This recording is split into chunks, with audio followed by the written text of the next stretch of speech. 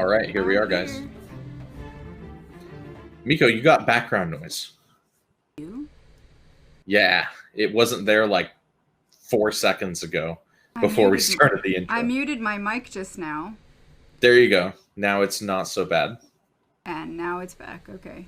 All right. Is it? But it's way lower now. Now it's way lower. Yeah, it's like live withable at this point, I think. No, it might be my air conditioner because it kicked on a little bit ago. It's entirely possible. It's entirely possible. The HVAC system in this new apartment is really loud, so I apologize. Yeah. There has been a guy here today, like directly on the other side of my wall outside, banging on things. So if that happens, I'm okay. It's just the maintenance guy outside. That's all. I'm safe. Yesterday, I was doing tests for work, and the roofer decided to come and fix some tiles up there so that I wouldn't get a leak, because we've been having monsoon rains. Oh. And it was like bang, bang, bang. My coworker was like, "What are they doing? Are they going to come through your roof?" And I was like, I mean, I don't know. Very fun. Yeah. Not conducive to raiding in Guild Wars 2. No. Anyways, welcome to TyriaNow, everyone. This is episode 18. He's Aaron. I'm Miko. We're here to entertain you for a couple hours. Ish. You know, it might be over 2 hours, this show. We got a lot on the docket, guys. It's a big one. There's the thing it turned off. Yeah. That was it does sound like that's what it is. Okay. Yeah. HVAC. I'll have to swelter then. Here come the summer months. Oh boy. Oh my gosh. The chat is still arguing about Corsair versus Logitech. Chat is trying to tell me that Logitech is more of a gamer brand than Corsair, and there's no universe in which that's true. Corsair is like gluttonously gamer, right? It really is. Did the stream drop for you on because it No, I have the stream up. All right, cool. Yeah, probably just refresh your browser. Yeah, no, yeah, on my second screen. Yeah, Corsair is indulgently gamer. Really is. Logitech is like restrained gamer. It's gamer on a budget. Yeah, exactly. I like it. I use too many Logitech products. So we've got a pretty packed show for you guys today. Aaron and I are just sitting here rambling because we haven't seen each other in a while, even though we've been in touch intermittently for the past month or so, but I've been really busy and he's been playing the game while I've been working. Well, I took almost all of February off playing Guild Wars 2. I didn't really play for all of February. So but now, like the last 3 weeks, I've been playing the game. Yeah, I know. It's like you've been trying to get me into like come into ATs and stuff, and I was like, what universe would I do that in? We needed people. I figured that's what it was, and I'm just like, you don't want me as your fifth. We were pulling anybody we could. We lost the AT. I'm sorry. I don't think I would have helped you any better. Next time, find Arrow. She might. But we will get into why I was playing ATs later in the show. I've heard that Josh and Naughty have been like badgering you to death into like playing. Josh is already done. He's already finished his ATs. I'm the last one. He needs to finish them. So we'll hear more on ATs when we get to the PvP topic. Yep. So you've been playing ATs and I've been moving. And I moved. Yeah. This is a new office space / guest room. And then I moved and then the coronavirus hit and then I was just sucked into work. Because that's what I do. I do communication stuff, and that's all I was doing. Or that's all I have been doing. We moved our entire operations online, and I'm the only one who knows how to do any of this streaming stuff. So, yeah. Carrying the whole operation. I'm trying to, like, bring my coworkers up to speed, and they don't believe me when things that I'm like, really, we can do this. We don't have to be in the same building in different rooms. We can all be at home, comfortable, safely at a distance. Big yikes. Mm-hmm. So yeah, so it's been, pretty busy times. But you did manage to get in and play Visions of the Past. I did. Right? I played Visions of the Past this week. I think I finally came back into this week. I didn't raid on Monday because I needed a night off of like not being on the computer. And then I raided some on Tuesday. And then also last night. My brain was fried from work. So now we're back in the game and we're ready to discuss everything that's happened in the last like 4 to 5 weeks. Yeah, because this is what we do now. We and there's been a lot of development in the game. There so has, it's time to do an episode. and in the world of ArenaNet. So should we just dive into it? Yeah. All right. So we've got a pretty packed show. So we're gonna talk about Visions of the Past first. So this is your opportunity. So if you have not played and you do not want spoilers, this patch came out last week, and So if you haven't played the story, now's your time to either mute your stream or come back later. Go get dinner or something, or not. Order something from your favorite takeout place because you're not supposed to be congregating. You're gonna have me ordering like during the show now. I know. I like legit almost ordered pizza before the show. I'm thinking. No, now you got me thinking about pizza. I'm sorry. Shit. Sorry. Yeah. So chat saying they feel like Visions of the Past doesn't count as an episode because it's the most forgettable shit ever. Well, I mean, this is supposed to be. It's not supposed to be. This is essentially like their new version of current events, except it's past events. I would say this episode, it's not as meaty as a proper episode, but it's way beefier than I thought it was going to be. I thought it was a pretty good, like the actual instance of the Visions of the Past was interesting. The whole strike mission leading up to it was superfluous. It was fun. We can talk about that. So Visions of the Past Steel and Fire is a strike mission, right? Yes. Here's my theory on this. Okay. This was developed as a story instance. Yes, it was. And it was then ham-fisted into a strike mission. Yeah. Pretty much.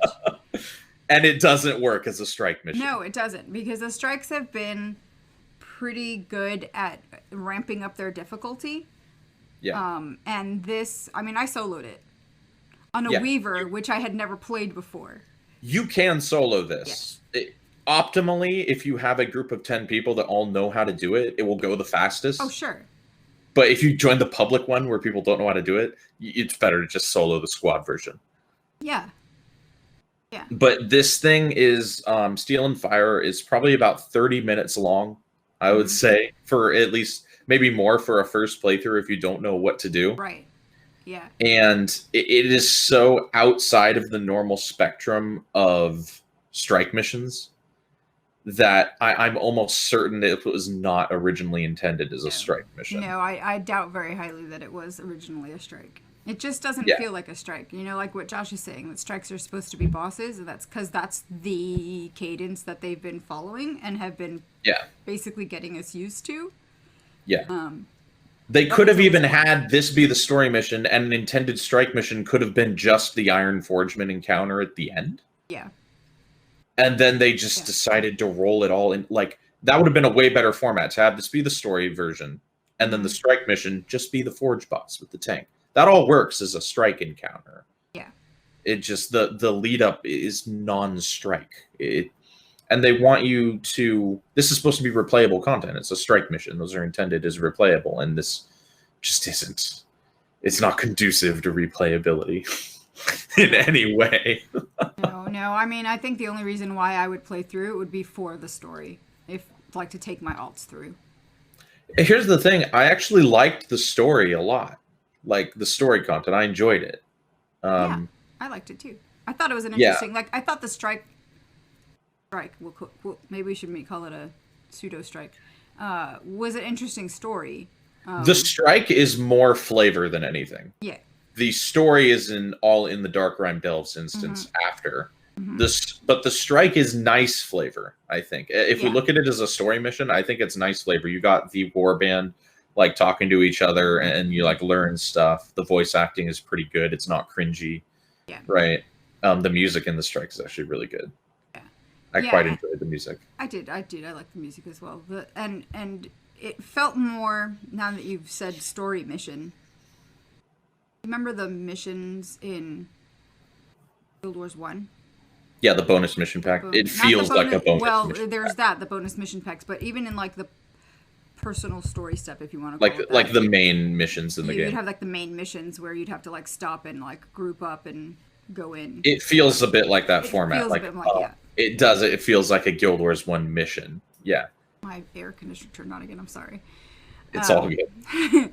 So yeah. So yeah, that's what it feels like. So I mean, it was fine. I think for sure I liked the Forgeman fight was, to solo it was annoying as hell. It's just there's too many phases. You have to go through too many phases. It's too hard to burn it quickly. And I was playing it for the first time, and I was like, I bet you I could have gotten a really solid burn by just staying on the tank. Mm-hmm. And then I tried that the next time we got to a tank phase, and I was like, right, this is what I'm going to be doing the next time I come through. Well, because I was on a Dragon Hunter doing it, and I can actually out DPS the tank on my normal DPS rotation. Yeah. But it has to put its head down for you to be able to do that. Otherwise, you have to hit it with the tank. It's the mechanic out of Conjured Amalgamate from Wing 6, where he puts his head down and you just wail on him. And I was like, yeah, right, okay, we're doing this. And it doesn't happen every time. Usually, you have to shoot him with the tank, and I'm like, okay, we're doing it this way. Right. Cool. Yeah. But there is a lot of interesting stuff in the instance, though. Like the Stone Summit dwarves have just been brought back. I don't know that they were ever confirmed to still exist before this. It's like actually fascinating. Right. And they kind of just casually dropped it in there. They casually dropped them in, and I'm like, did I miss the part of the story where it explained how they're still even around? Okay, so it's feasible, right? Because in Eye of the North, when the dwarves do their ritual, the Stone Summit aren't there, right? It's a Delgermore dwarf thing. Mm-hmm. So theoretically, the Stone Summit could totally still exist, right? Sure. So it's totally reasonable. It's just they aren't anywhere else in the game. I guess they all moved super up north. A lore scholar could probably tell me more about that, right? Like, I don't. There's probably like subtle hints or something in the game. I don't know. Right. But I did like the flavor dialogue during the mission that described them as like cannibals. Yeah. And I was like, damn, the Stone's like slavers and cannibals. I was like, man, the Stone Summit are gnarly. Well, weren't they the ones that had enslaved the Dredge? The Dredge. Yeah. Yeah. And I guess that's why the Stone Summit, come to think of it, that's why the Stone Summit don't exist in Southern Tyria anymore, because the Dredge had their uprising and they kind of gave them the boot, right? So now they kind of live like in this sort of primitive exile up north where they fucking eat each other, and just like they seem like a creepy cult almost. It's kind of cool. Like that flavor dialogue made me really interested in the Stone Summit. I was like, okay, they're setting up kind of a good villain here, but are they going to use it? Are we going to see more Stone Summit? I don't know. I mean, I hope we do. It would be kind of interesting. The part of the strike part of the instance or the mission was that I enjoyed the most was sniping. I enjoyed the sniping. It's a bit OP, I guess, because you're basically taking on allegedly Deadeye skills. You know. Here is what I think the thought process was in how this unfolded. I think they made this very elaborate story mission with a lot of mechanics that people were like, wow, that's actually really cool. Wow. And someone was like, we should make this more important than just a story mission you play once, because there's a lot of different ways to handle it. And it's kind of cool how you can go through it. It's very gamer, right? And so I think someone was like, let's make people need to replay this because these like mechanics are cool and it seems like valuable content. So they're like, let's make it a strike mission. I don't know if I like that. I don't know that I would have gone with strike mission, but yeah, I can see how that would have happened. The random collection events in the middle of the mission, I was just kind of like, Snooze. I hate that crap. How is this adding to what they're actually doing and trying to, forge past all of this to get to Bangar? Yeah, I think so. Like when you would collect the stuff for the guy to make his health elixirs, Yeah. I think you actually need those in the challenge modes for the story, because I've heard the challenge modes are actually really hard. So I think that's more important in those. I haven't played them, so I couldn't tell you to what degree. But when you're just doing it normally, you're just like, ugh, I don't want to. If I remember correctly, I think Relics of War Guild was going to be running the challenge mode. Oh yeah. I saw Spirit posting saying she wanted to put an actual comp together to run them, and I was like, okay, that's good. Yeah, I've heard it's tough. I've heard it's very tough. The tank escort in particular is supposed to be gnarly because it's so long, and if you fail it, you have to restart the whole thing. It's like a 20-minute endeavor. Yeah, it's a nightmare. So yeah, I'm if I can get all the, I don't know how many total achievements there are. If I can get the achievement meta done without doing those challenge modes, I'm not going to do them. But I think you may have to do any, because I think the total number of achievements is pretty close to how many you have to do to finish the meta. So I might be screwed at having to do some of those challenge modes, unfortunately. All right, Josh will take us through. Yeah, the hard carry, right? Josh and Jedrick will get it done. Josh and Jedrick will take us through. Yeah. But no, I like the instance as a story mission. I think they should have cut the strike to just the Iron Forgeman section. I think that would have been the best compromise. They could have separated out, left the Iron Forgeman as like the actual strike, and then the other part of it, the escort part of it, just be like a regular story instance. You know what would be an awesome idea though? Like they could have gotten 2 strike missions out of this, and this is a crazy idea, but strike missions are already kind of non-canonical anyway, so it doesn't matter. Right. Dude, what if they made Almorra a strike mission? Dude, she's kind of hard. She's kind of difficult. Like, call me a Pepega, all right? All you want. Dude, the Almorra Soulkeeper fight at the end of Darkrim Delves is kind of difficult. Yeah, it is. I had a tough time with it, in all honesty. I was on a Weaver, and I didn't know. I was just mashing buttons and like, I think this works together with this. That kind of looks like it might be a good combination, because I didn't. Like, I put a build together, and I was like, I'm not going to read the rotation because I'll never remember it. I'm just going to try and figure this out, because I like figuring out classes. So I was like, I'll just figure out Weaver in this thing. And so then it was like that, and I was like, all right, okay. So I was like, right, I'm going to go down. I'm on an LA. This is great. Okay.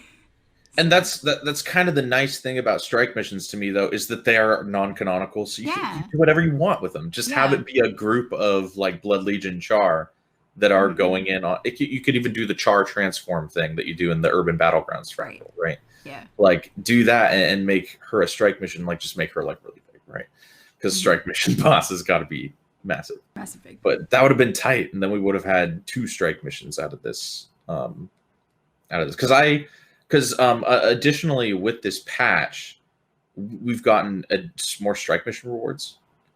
Like strike mission reward infrastructure exists now. Yeah. So strikes are actually something to be excited about now. Right. Which is kind of cool. Yeah, strike rewards are better than raid rewards right now. Yikes. Yeah. Brandon, what are you doing?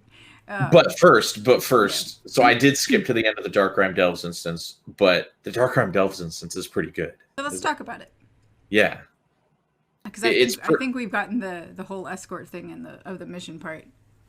Kind of like I'm done. So from after you defeat the Iron Forgeman, you continue. The whole premise of the strike, by the way, is getting like Bangar's war convoy over the mountains, right? So you continue past the Iron Forgeman into the Darkrim Delves, which we see the other side of in the Bjorn Marches, and that's where we find Almorra's body. So we get to find out in the Darkrim Delves what happened to Almorra when she crossed paths with Bangar and Ryland in the Darkrim Delves.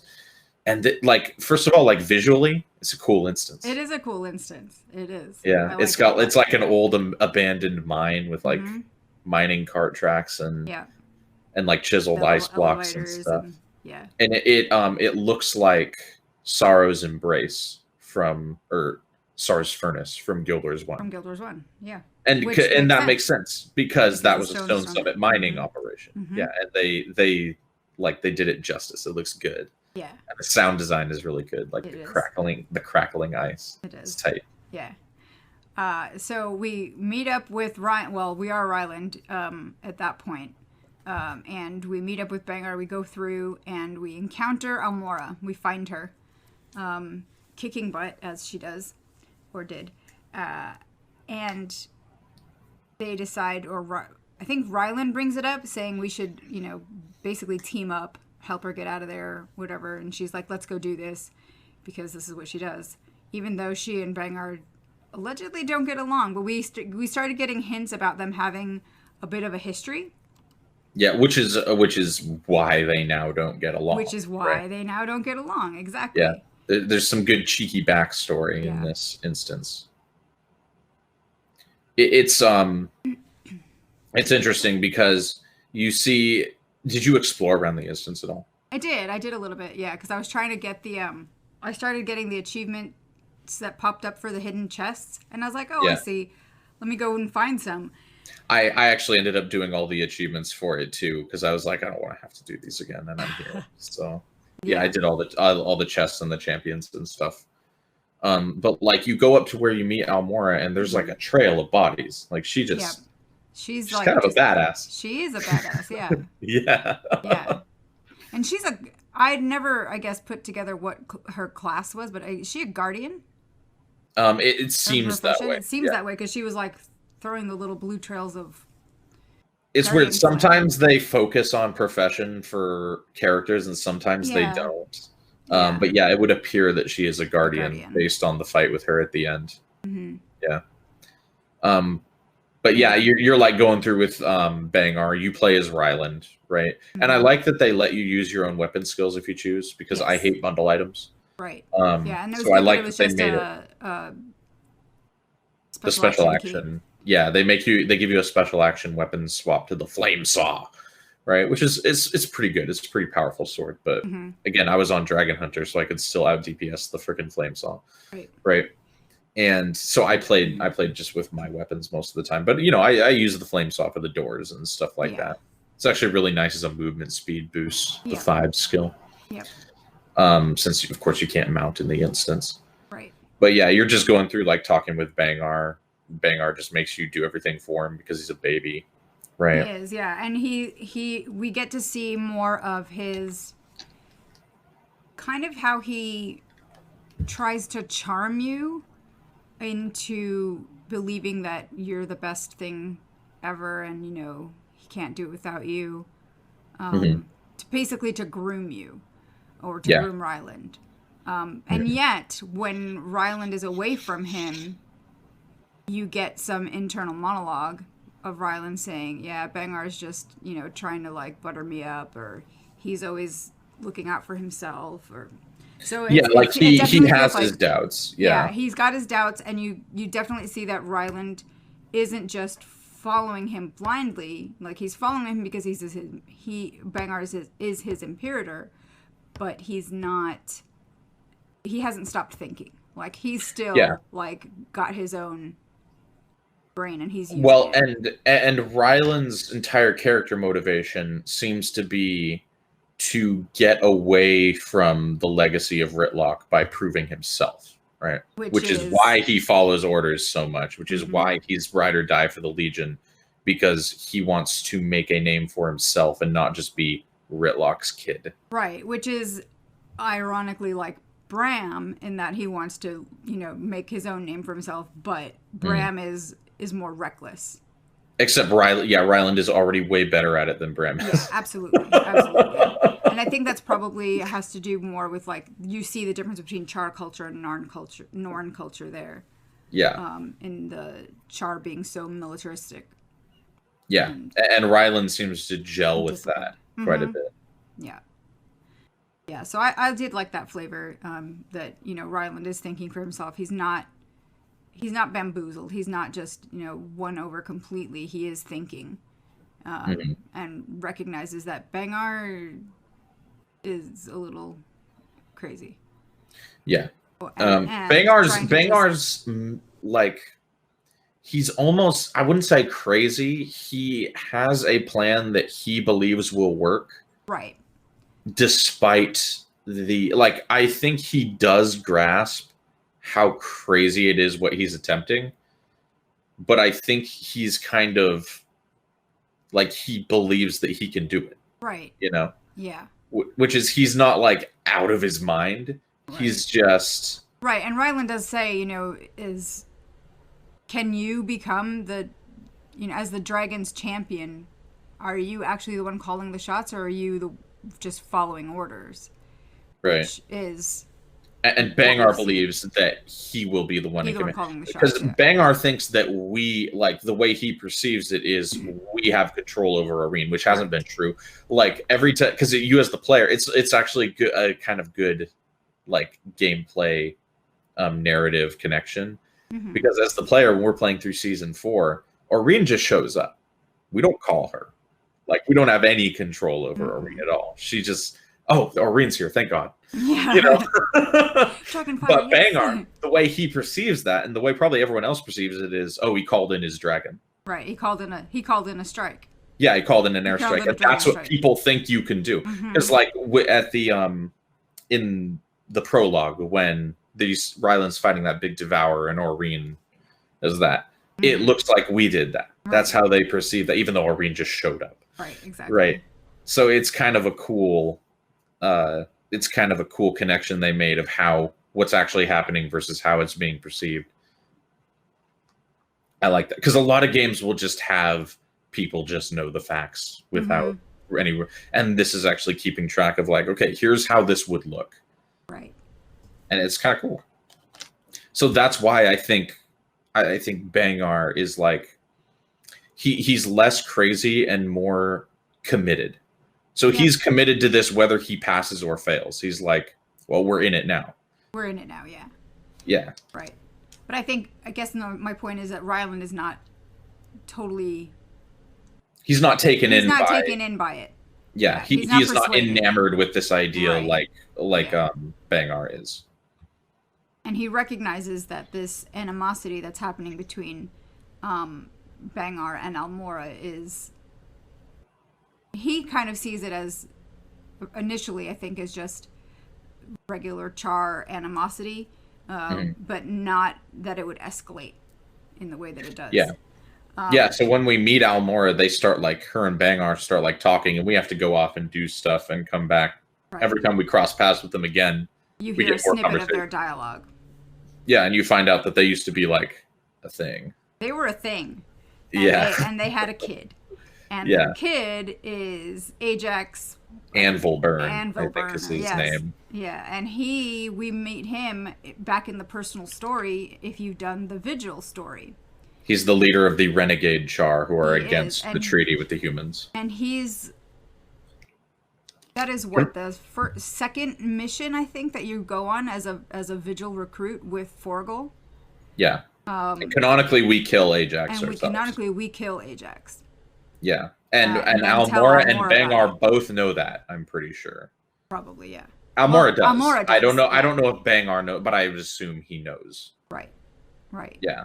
And they both don't treat, like, Almorra is like, it is what it is, in the personal story, like when she finds out and when she sends you on that mission, she's like, it be what it be. Right. She gives a bit more of a stoic, and when she's with Bangar, she really blames Bangar for what Ajax became. And Bangar blames her because she headed up the organization that killed took him out. Yeah, and it's a very interesting dynamic, and it's good. It is good. I think the voice work was good. They sounded legit. It was a good bit of backstory, good bit of flavor. So I said I enjoyed this patch as story more than the last two. So I like Shadows in the Ice was okay, and what was the one before that? Whispers in the Dark. Whispers in the Dark was okay as well. But I really enjoyed the prologue, and I really enjoyed Visions of the Past. Those are probably my two. I like the Char stuff more than the Norn stuff. Yeah, I mean the Char are interesting. I like the Char. There's a little more. It's a little more grounded. The Norn stuff is all like mystical, spirits of the wild, magic. And the Char stuff is very much very like earthy and very politics and war and stuff. And I'm like, that's more interesting. Yeah. So yeah, I'm enjoying the Char stuff more. Yeah, and I think too, at least for me, coming from Guild Wars 1 and having played Eye of the North, I feel like we got to know a bit more about the Norn there, and less about the Char, since we were fighting the Char at that point. Because we were fighting with the Flame Legion at that point. So this Char lore that we're getting, I find it really interesting. Although I think we did in that in Guild Wars 1, I think we in Eye of the North, we did, that was when the Char warband thing became like canon, right? Because you meet Pyre Fierce Shots and his warband, and that's when we learned that Char have warbands. Warbands, right? And that was cool.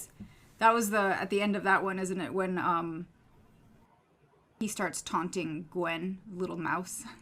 Yeah. And that's like, and now the warband thing is like ubiquitous, right? Like that is the biggest thing about the Char, right? So yeah, dude, good job, ArenaNet. Yeah. Planting those seeds. Yeah, that's good. So we continue on with Bangar and Ryland, and Bangar off with Almorra. We find out that they had this kid that is now dead, thanks to us. And as we go along, once we finally get to where the two of them are fighting, because they do start fighting each other. They start fighting. They start fighting each other. Bangar, as the ultimate jackass, I want to say, just like he sees Ryland show up, and he's just like, right, you take care of it. I'm gonna just sit back here. Well, it's not even like that. She kicks his ass. She kicks his ass out of the arena, which is an interesting thing about Bangar. He's head of the Blood Legion, which are supposed to be like the ass kicking legion. And he is kind of a bitch. Yeah. Like he gets his ass kicked by Ryland Ritlock in the prologue, and he gets his ass kicked by Almorra in this one. It's just weird that a total politician heads up the most warlike legion. Do we know? Do we know what legion Almorra was in before she founded the Vigil? I want to say she was in Blood. Yes, we do, but I don't remember. But because you remember that heart in Iron Marches where you have to like memorize the story of her. It tells you in that, and I want to say it's Blood Legion. Chad is saying it's Blood Legion, but I would be lying if I said I remembered 100%. I'm looking it up in the wiki. Arctic, there's a hero challenge for it. Yeah, that's the one I'm talking about. Yeah. Yeah, Blood Legion. She was a legionnaire in the Blood Legion. Okay. Yeah, Arctic would know because he's done 35 map comps. So he would remember that. I mean, I do map completion as well, and I just forget. I remembered the heart, but I didn't remember the heart, The Legion. Yeah. So she was Blood Legion. So that makes sense. Oh. So yeah, it does make sense. Yeah. But yeah, and then so you have to take over the fight with Almorra, basically. And again, I thought it was hard, kind of. Like, first story fights, it's not like you can beat it, obviously. Oh, yeah, you can beat it. Almora's got some moves, dude. She does. And she's slippery because she, like, will zoom and stuff, and I'm just kind of like, oh, stop already. I'm on a melee range. Yeah, well, and as most players use glassy gear, right? And when she rolls in on you, she'll spike you pretty bad. Oh, yeah. It creeps up on you, and I was in a few tight spots in that fight. It was a good fight as story mission fights go, because they're usually lame, right? Yeah. So yeah, I liked it. And then there's a cutscene at the end. And there's a cutscene which I thought was really good. What I like another pretty high quality cutscene. Yeah, very much so. We get dialogue between Bangar and Almorra. Almorra is basically on her back. She's on the ground. She's on the ground, unarmed. unarmed, bruised up, but she's still feisty. I feel like she could, if you just give her about 2 seconds or whatever to kind of catch her breath, she could get up and probably finish him off. But he comes over and he says something that I found really interesting. He says, "You were my passion." And this whole thing about what you mentioned earlier about him getting his ass kicked by her, I'm kind of wondering if he held back at all because he was still holding on to, how could you do this? Whatever. It's entirely possible. You were my. Well, whereas, and it kind of makes sense, doesn't it? Because Almorra is a little more hard-edged. Like, she gave the order to kill her own son. Yeah. Like, she's a little more, doesn't take any level of shit whatsoever, Right. right? Whereas Bangar has been shown to take shit from people. Like, you let Ritlock punch him in the face. Mm-hmm. Zero repercussions. Bangar will let people believe they have the upper hand on him if it makes him feel like he's in control.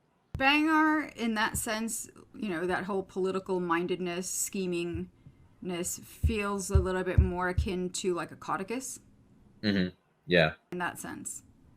Yeah, he's kind of the Codicus of the Char. Yeah.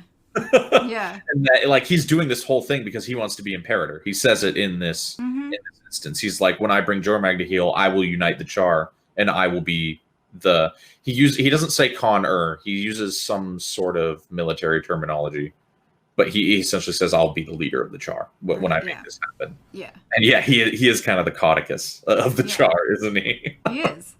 It's kind of funny that they've done that kind of paralleling of the human and the Char stories, and yet they were so at odds for so long. Yeah, the Blood Legion is now the Ministry Guard. There you go. It all comes back circle around. Yeah. And so we find out, or we see that he tells Ryland to finish her off, and Ryland's like, but this is Almorra Soulkeeper. We can't, she's a hero to so many of our people. How could you take her out? Yeah, Ryland's like, bro, this isn't a good idea. This isn't a good idea, bro. Yeah. Yeah.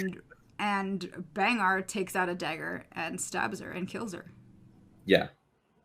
And he does it because he sees her as something in his way, right? Mm-hmm. If she's going to keep dogging him this whole time, he doesn't need that, right? And it shows that he's fully committed to this whole Jormag thing. Like, that is what he's doing. Yeah. And nothing's going to stop him. No. And then he wants Ryland to do it, and Ryland refuses to do it. Right. He refuses, which I think is going to be important later on with Ryland.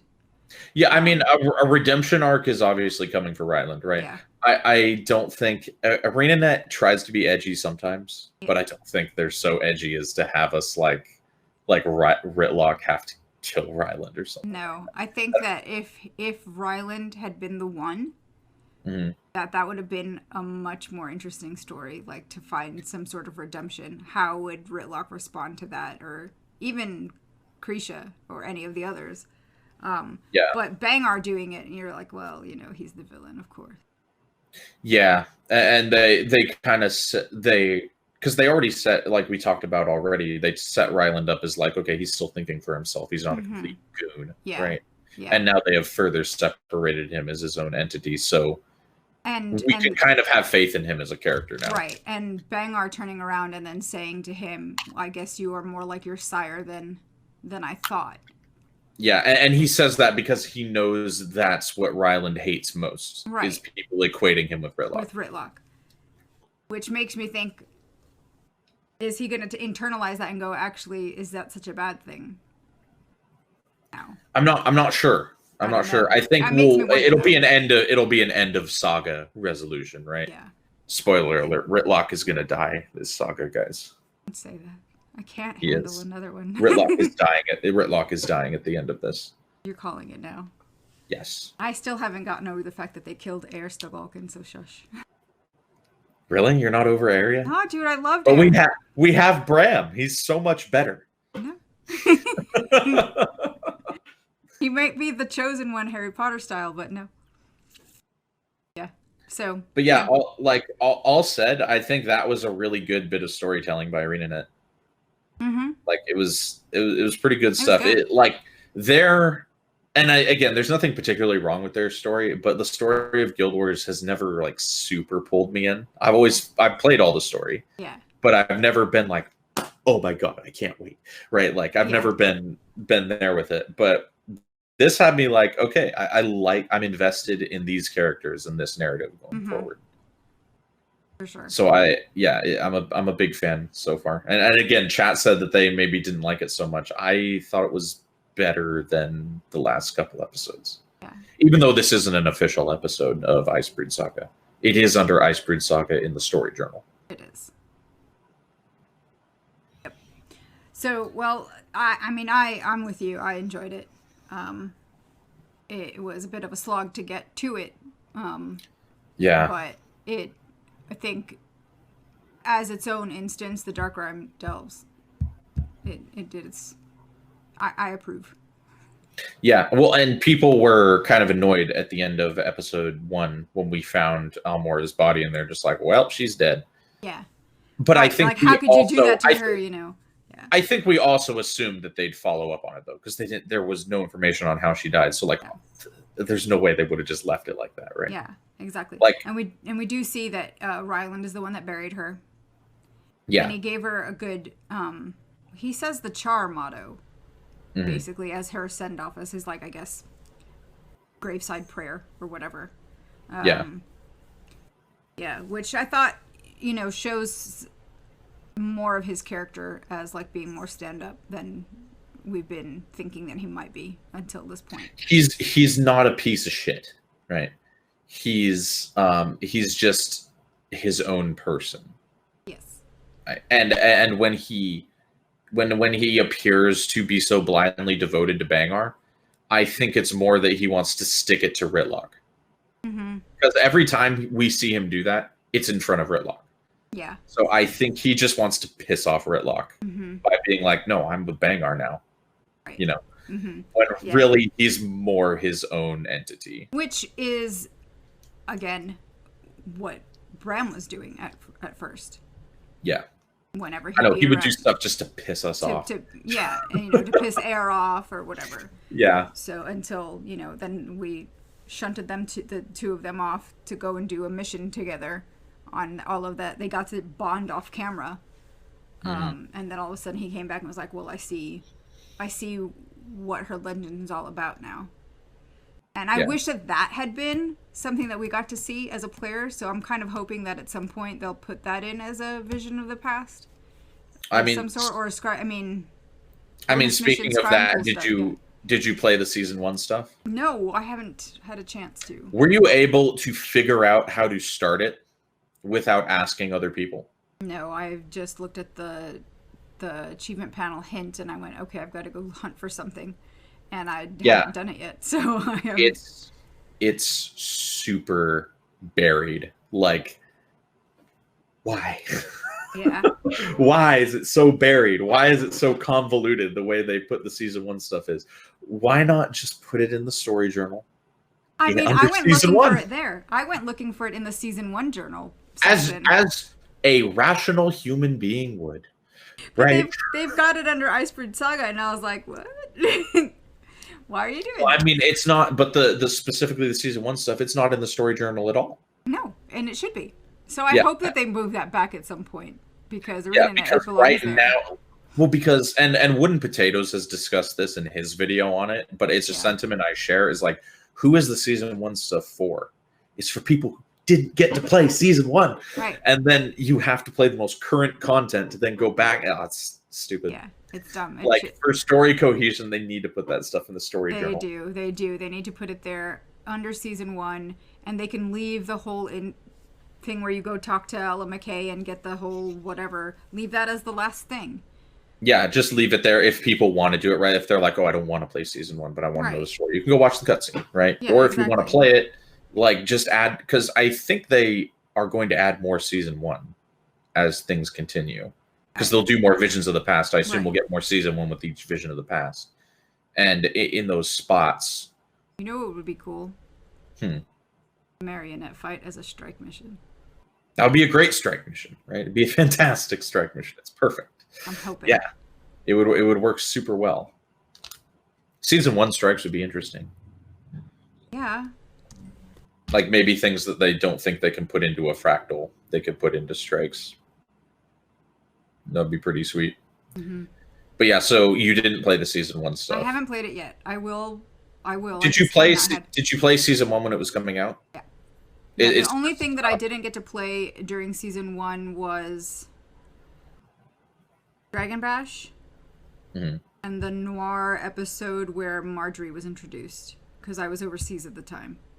Okay, so you've played all the stuff that they put in already, and I thought that they would like refurbish this stuff a little bit, These are literally just instances lifted from 2013.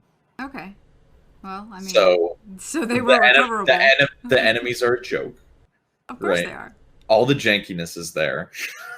There's, yeah. These are. We got the Kragstead instance, which I really liked when it first came out. We got the hatchery one, which was kind of annoying. I remember it being a little annoying, but not terribly difficult. They're all kind of the same. They're just wave based. The only one that's different is Canuck. The Canuck one I never did because I missed the South Sun patch. I'd never done it either, actually. This was my first time with it, and I didn't know how cancerous that fight was. Yeah, I mean it's Canuck. It's awful. It is one of the worst things I've ever experienced. I'm kind of expecting, like, I've heard people say that it's awful, and I'm just like, well, of course, because I fought Canuck in Hearts and Minds at the end of Heart of Thorns, and he's annoying as fuck. Yeah. So I'm kind of expecting that level of annoyingness. So I might just be a massive papega, but the way that I was visualizing this fight, you're supposed to trigger his own mines on him, and that's how you damage him. He's invulnerable otherwise. Right, okay. And he's just moving too much. Like, you have a very small window of time in which to use your weapon skill to put the correct trigger on the correct mine and ignite it while he's walking over it. There's maybe a split second you have to do that. And it's so poorly designed in what they want you to do that I just cheesed it with lifesteal. It's so old you can still cheese it with lifesteal. You were the one who was telling me to use lifesteal. Yeah, forever. And if you don't want to like buy lifesteal sigils, or if you're not in a class that has lifesteal, let him down you. Down skill 5 gives you lifesteal on your auto attack. Yeah. That's what I did. I just let him down me and lifestealed him to death with down skills. Because it was better than doing the fight normally. Oh my gosh, okay. That's funny. Yeah, it's a really, and you can tell, like, it's just because they don't let you lifesteal invuln enemies anymore. That's an old thing. Mm-hmm. So that's how you can tell they just were like, what season 1 stuff do we still have? And they were like, well, we got these. And they're like, okay, just put them in. The one that I'm kind of wondering if they'll bring in is the one at the end of Lion's Arch where you kill Scarlet. Mm-hmm. Yeah. That was annoying. I think her big ship thing is called the Breachmaker. Yes. You storm the Breachmaker. Storm the Breachmaker and you go and stomp her. Yeah, chat was saying that would be a good fractal. I would agree. That would be a good fractal. Mm-hmm. Yeah, I agree. The other one that I would like to see is the toxic the Tower of Nightmares. The Tower of Nightmares toxic fight, because that one was fun. That's one of these Visions of the Past. Oh, it is. Okay, good. The end boss, of the Tower of Nightmares. Okay, I thought they had put in 3. I forgot that they had put in 4. Yeah. It's underwhelming. It's really easy because it's old content, so it's really like I remember when that first came in, and I was super excited that I soloed it, and I was like, woo. Like, now I'm just kind of like, I bet you we're going to be able to just blitz through this because of the power creep. If you know how to perform raid competent DPS, you'll just blow through these. Okay, good. Like, there's an achievement. There's an achievement for killing the boss in this season 1 instance for the Nightmare Tower without dying, and it's like a joke. Mm-hmm. But it's free. It's free AP. It's like a free 5 AP. Yeah. That was a fun fight though when it came in. I remember that. But we also, what we get out of that Tower of Nightmares instance that is like peak Scarlet cringe. Yeah. We get Scarlet at like the height of her Joker cringe. Yeah, right. Yeah. She's crazy. The premium Comic-Con like Joker cosplay that is Scarlet Briar, right? Yes. It's fantastic. She's nuts. Yeah. It's so fantastically terrible. That's worth a playthrough. Awesome. I'm looking forward to it. It's free AP to play through all those season 1 instances. You just I totally will, because I've been waiting for that content to come back so that I could replay it. Yeah. The Rox and Bram one are the worst ones because they're just enemy waves. Yeah. But the Canuck one, the Canuck one is the worst one because it's that. But the Tower of Nightmares one is a little more interesting. Mm-hmm. So they're worth a playthrough. Cool. looking forward to it. Yeah. Yep. Have you checked out any of the rewards for Visions of the Past? So I looked at not the achievement rewards because I haven't even looked at what the achievements are. But I looked at the runic armor set. Mm-hmm. It's pretty cool, right? It is pretty cool. I like Yeah, it, and I like nice. that I'll be able to buy it with like karma and gold. Did you see how expensive it is to buy with gold? I do. Yes, I do. Yeah, I'm gonna do strike missions. I will probably just get pieces at a time and slowly build it up.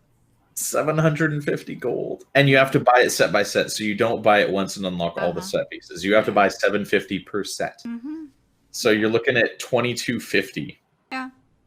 For the whole deal. I just figure that I'll end up having more gold than strike mission rewards at this point. The way that my commitment to the being able to run strikes, because my schedule is so crazy right now. Here's the great thing that they've done with this update that I actually wanted to talk about for that though, because at this point we have a good chunk of strikes, and it feels like a bit of a chore to full clear them every day, right? But now we have daily priority strike, right? Which means you get, instead of getting a shard, you get a full crystal for the daily priority strike. Yeah. And the crystals are what you want for like getting rewards, the vendors. And so what I would do is just do the daily priority strike every day. Don't bother full clearing strikes except for our static, which we will full clear strikes. Right.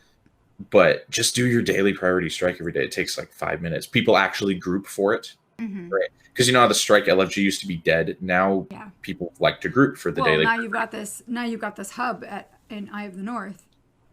Yeah. And so Eye of the North is now a strike mission hub. It's probably going to be a Icebrood Saga hub, Visions of the Past hub, and strike mission hub. Yeah, it's like the aerodrome for strikes.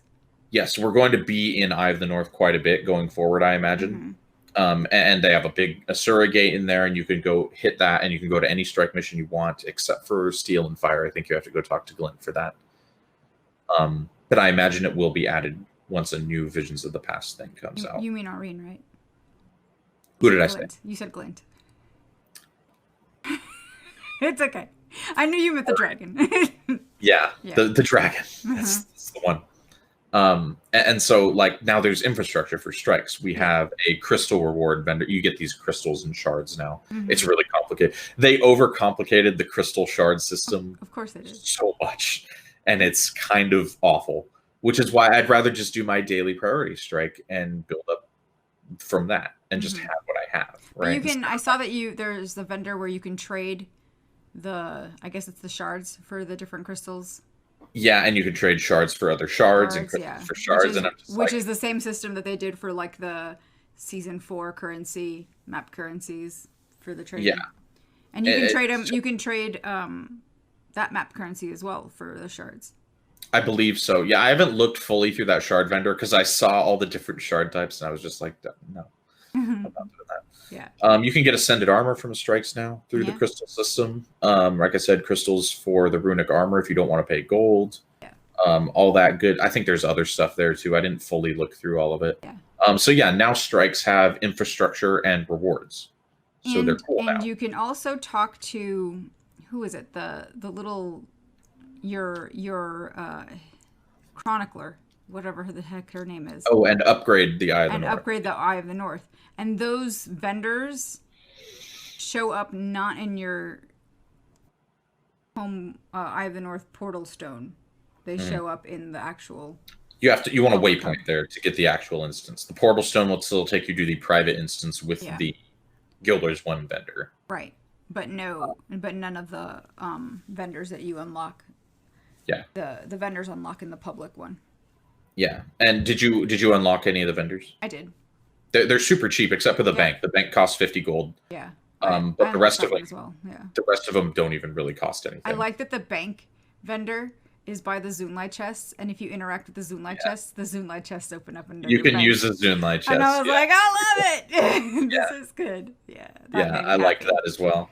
Yeah. But yeah, like there's an achievement for fully upgrading the instance, so I'd recommend doing it. Yeah. Like I said, it's 50 gold for the bank, but it kind of makes, if you're going to spend a lot of time in there, which I think we're going to be going forward, it's kind of worth it, you know? Yeah. And if you don't want to pay for the bank, get a crafting station. Crafting stations have It's a bank. Yeah, exactly. Yeah. Yeah. So, for sure, I enjoyed it. Looking forward to doing the season 1 and being able to use that hub for strikes. Once I get my Saturdays back. I will just mention that as far as the achievement rewards, most of them are for the Steel and Fire Strike mission. And boy, are they awful. So we talked about how non-conducive, inconducive, I don't know what the word is there, not conducive to replayability the new strike is. They want you to replay this thing 25 times. Yeah. They want you to kill like thousands of enemies for an achievement. They want you to do every little, collect all the mushrooms and hit all the sniper points and stuff. They want you to do all of that. Not gonna happen. Right like 10 times each. Yeah, they want you to repeat this thing a lot. So that's going to be fun. Not looking forward to it. No, I probably won't do it. And if you're like me and you play the story on every character, gonna be doing that. Not gonna be fun. Yeah. I'm not the farmer like that. I can't. That's not fun. It's just at this point, it's just OCD. Like I've come this far, I'm committed. I'm like Bangar. I'm committed to this at this point. I have to see it.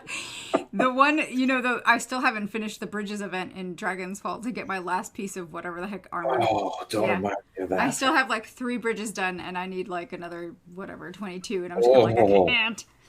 That was one of the worst achievements I've ever. It was, and I'm not looking forward to, because I'm pretty sure that map is not active. It might be, but I'm just. I think it is still active because of the sky scale, actually. Oh, okay, that's true, because the sky scale is a thing there. The sky scale, like, not to go on a sky scale tangent, but the sky scale is one of the best things they've ever added to the game. Because it puts people in maps. And because it's just a phenomenal mount. Well, it is a good mount. Those 2 reasons. Phenomenal mount, puts people in maps. Yay, sky scale. End of sky scale talk. I won't dedicate the podcast to the sky scale. Yeah. So, I had a thought and it just went. Did you see the all the new not Blood Legion, but all the Char weapon skins that we can? Yes. They're pretty cool, actually. I kind of liked them. You can get the flame saw, which is like meh, but have you seen the rifle? The rifle is tight. Like it's like this big. I can't remember if I actually previewed it. Yeah, I linked them. They're in the. I linked them in the show notes. Yeah, hang on. Let's show them off because we can do that. Yeah, they're pretty cool. And I did mention in the show notes the emissary chest that's now in the Eye of the North next to the strike portal. You can open that every week if you meet the strike mission requirements, and it'll have a steel warband weapon chest in it that you can get these from. And there's achievements for unlocking all of these weapon skins. Yeah, they're all very char. They're very char. They are very char. A lot of our peers like super char-y stuff. So sorry for clicking through all these tabs, guys. I'm trying to get them open for you, and I apologize for not having done this. Really like the rifle. That is the great sword. No, that's the one-handed sword. That's the great sword. Oh, that's the. Oh, sorry. I'm seeing the stream. Right. And I was like, "What are you talking about?" But the flame saw, the great sword, and then the trench knife looking one is the single-handed sword. It's too small. The single-handed sword.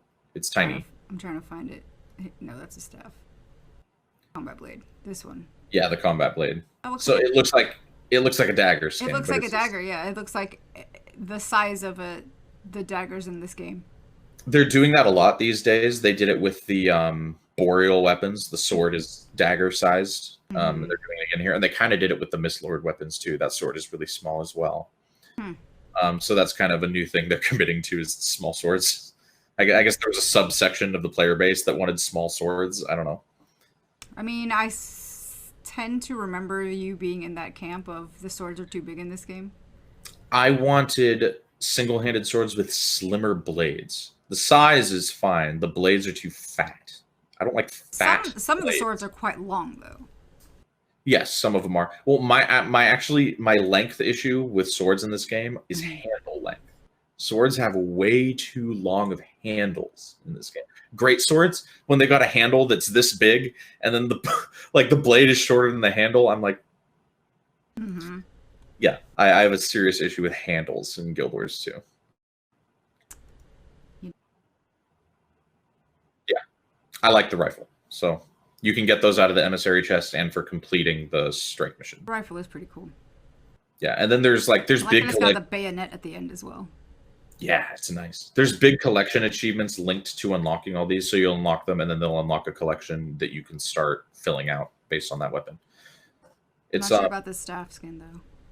Staff's stupid. Yeah, it's very underwhelming. Not right? It. But I kind of dig the greatsword's cool. Yeah, the greatsword's all right. It's not really my flavor, but if you have like a kind of techie char-based character, it'd be pretty cool. It'd be great if they gave engineers greatsword. Everybody would be using that. We can talk about that in a second. Chat telling me this isn't for honor, you neckbeard. It is to me. It is to me. I like my realistic weapons. I mean, I have plenty of ridiculous weapons on my account, though. Like, so. Saw you. What was it that you got? You tweeted out. Was it yesterday or the day before? One of the Blackline swords. Oh yeah, I was just waxing on Twitter about how the Gallant single-handed sword. Yeah, it is pretty. It's got a really nice looking blade. It is the most realistic single-handed sword in the whole game, basically. It's balanced well. The handle is the correct length. Does it have the blade hilt? Is yeah, it does. The crossguard isn't like ridiculous, right? Because the thing about ridiculous crossguards is you think like, well, why can't it be ridiculous? It's too heavy. It adds weight to the weapon that doesn't need to be there, right? We don't need to get into a medieval weapons nerd cast here. I was just about to ask you if you'd ever done fencing because you're like so into the swords. No. Here's the thing about sword fighting is it's a lot less. I watch a lot on YouTube. I watch a lot of it, but I don't do it because it's not as like fascinating as it looks in like movies and games fencing and stuff. Is cool, dude. I'm not into it. I watch like a lot of medieval weaponry stuff. Yeah. But I don't really get into the actual application of it because when you see people actually like broadsword fighting, for example, right, it's a lot sloppier than it is in movies. It's very it's an imprecise art. Yes. Yeah. So it's not as satisfying to watch as it is in a film, right? So I don't watch a ton of that. But yeah, I like weapons. Like a typical guy, right? What a nerd. Yeah. The amount of particle effects in the game is always crazy. That's always going to be one of my biggest beefs with Here's the thing about that is I used to play very zoomed in for like RP purposes, right? Right. That stopped when I got Sunrise. Because that thing it leaves that trail, right? And it's just in your face, in your eyes the whole time if you play zoomed in. And that's when I started playing zoomed out. So that was a big tangent about weapons, guys. It was, but it was okay because we showed off the weapon skins. It was relatively entertaining. It was. And Chad is talking about medieval battle LARP at MonkCon, so it's funny. MonkCon 2021. Hell yes, yeah. Not this year. Okay, so did you want to say anything more about the runic armor? I think we covered most of it, other than I'm going to strike mission for it. I don't think I'm going to pay for it. I do like that. I do like it. I like the heavy. Probably the best. I think they all look similar, not quite identical, but similar. But yeah, I like the heavy the best. The heavy is always the best. Why is that the case? The thing that I'm seeing, hang on, let me get these open before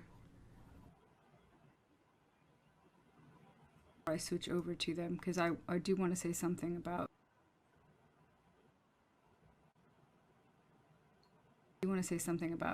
reused assets on these. Are there reused assets on these?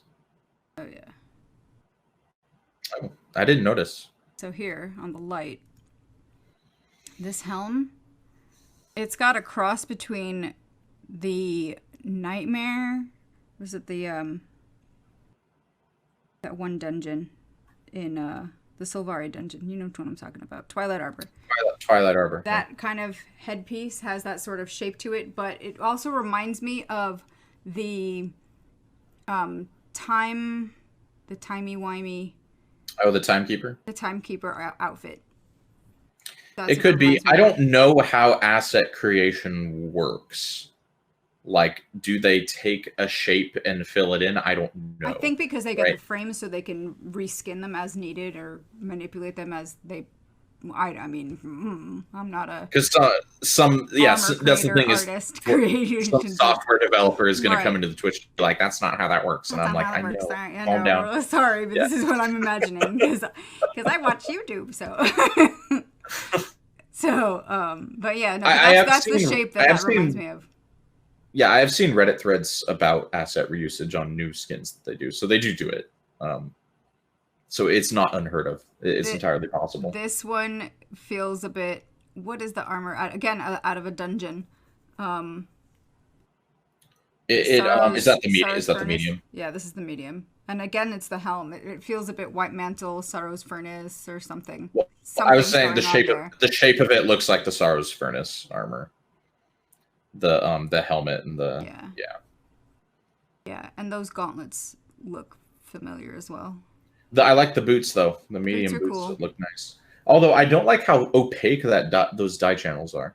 No. See how opaque the dyes are? It doesn't look like it. It doesn't look like it dyes very well, does it? No, I mean, I don't know who put these screenshots together, but that dye combination. Well, they're trying to pick out dyes to like show things off. Yeah, show the channel. But it also shows the texture of the channel, and I don't like the texture on some of these channels. Yeah. And then this is the heavy, which again, this actually looks like this has an echo of that. Was it the Gladiator helm? Yeah, which is a crafted set. A little bit. No, yeah. I do like the look of this. Yeah, it's not bad. I probably won't get it. I mean, I probably will unlock it gradually just through strike mission rewards, but I don't think I'll wear it. I might wear the helmet though. The helmet's kind of cool. You've started wearing helms on some of your characters, whereas before I wear you didn't really. On my Guardian now. Who you renamed, which I think is hilarious. I'm doing meme names now. I'm getting into. I noticed. It's good fun. I'm done with the RP names. I'm leaving them behind. Except for some of them. I'll keep some of them. But yeah, runic armor. Good stuff. Good stuff. I do like it. Not quite my flavor, but good stuff. Yeah. I am getting the Warlord armor, the new PvP WW armor that they released back with the balance patch. That looks quite good. I'm now wearing the heavy on my Revenant. I switched my Revenant over to the heavy. It looks nice. That's good. And then you also got the tentacle thingy from World vs. World. So yes, I did get my tendrils finally. I'm very proud of them. Yeah, it's good. Yeah, I like showing them off. So, did you want to say anything else about Visions of the Past and the rewards and whatnot? Or are you ready? The achievements are cancerous. The story is good, and strike missions are enhanced now. That's my takeaway. Okay. And I'm still gonna skip Bone Skinner. Skinner is annoying. Yeah, I'll slowly learn how to do it on our if our static wants to teach me. I believe they have patched it. Yeah, I don't think it's super bugged anymore. But yeah, if the static wants to teach me how to do Bone Skinner, I'll learn there. But I'm not. I think the last time we did it was before it had got fixed, and I was like, yeah, please, never again. But we tried. We didn't. We got it to like 20%, and we were like, let's not do that again. Wait for it to be patched. So yeah. Okay, so the next thing on our docket for tonight. That was the first topic, guys. That was the first topic, guys. Topic 2 is the February balance patch, which we're not going to spend a lot of time on. 2v2 mini seasons and new legendaries. The balance patch is in. It was mostly PvP, World v World ish, competitive. Oh man, have you felt it at all? Have I what? Have you felt it at all? The balance patch? I haven't, but I've played literally 2 days worth since the balance patch came in, and those 2 days happened this week. And they were all PvE. And they were all PvE, so I'm not feeling it. So yeah, the one thing that I noticed the other day, because like I said, I went in onto Visions of the Past and on a Weaver, which I hadn't played before after I unlocked it. And I remembered, or I noticed, it was like, oh, that's right, Ella's got a weapon swap now out of combat. Let me equip which makes sense, because if you play Elementalist or Engineer, you're always swapping your weapons out of combat through your inventory anyway. Mm-hmm. So it makes perfect sense to do that. Yeah. So I don't know if you can do it in PvP. Do you know if you can do it in PvP? You're asking. I feel like during a PvP match, you probably can't, but maybe you can. I haven't tried. I don't know. I don't play Engineer or Ellie in PvP. Someone in chat will tell us in a second here. Yeah, probably. But yeah, so the balance patch. Now you've been playing some PvP, of late. So what have you noticed with the old balance patch that came in to shake things up? So Condi is overpowered now. Yeah, they neutered power, but they didn't really change condition at all. That's great. So Condi is massively overpowered now. Okay. That's fun. Mm-hmm. They made a lot of changes, like sweeping blanket changes to things without thinking about mechanics and other things. Like power has been massively reduced now, right? But Necro's Death Shroud has not. So Necro is now unkillable. Again. Yes. So that's rather fitting as the Masters of Death.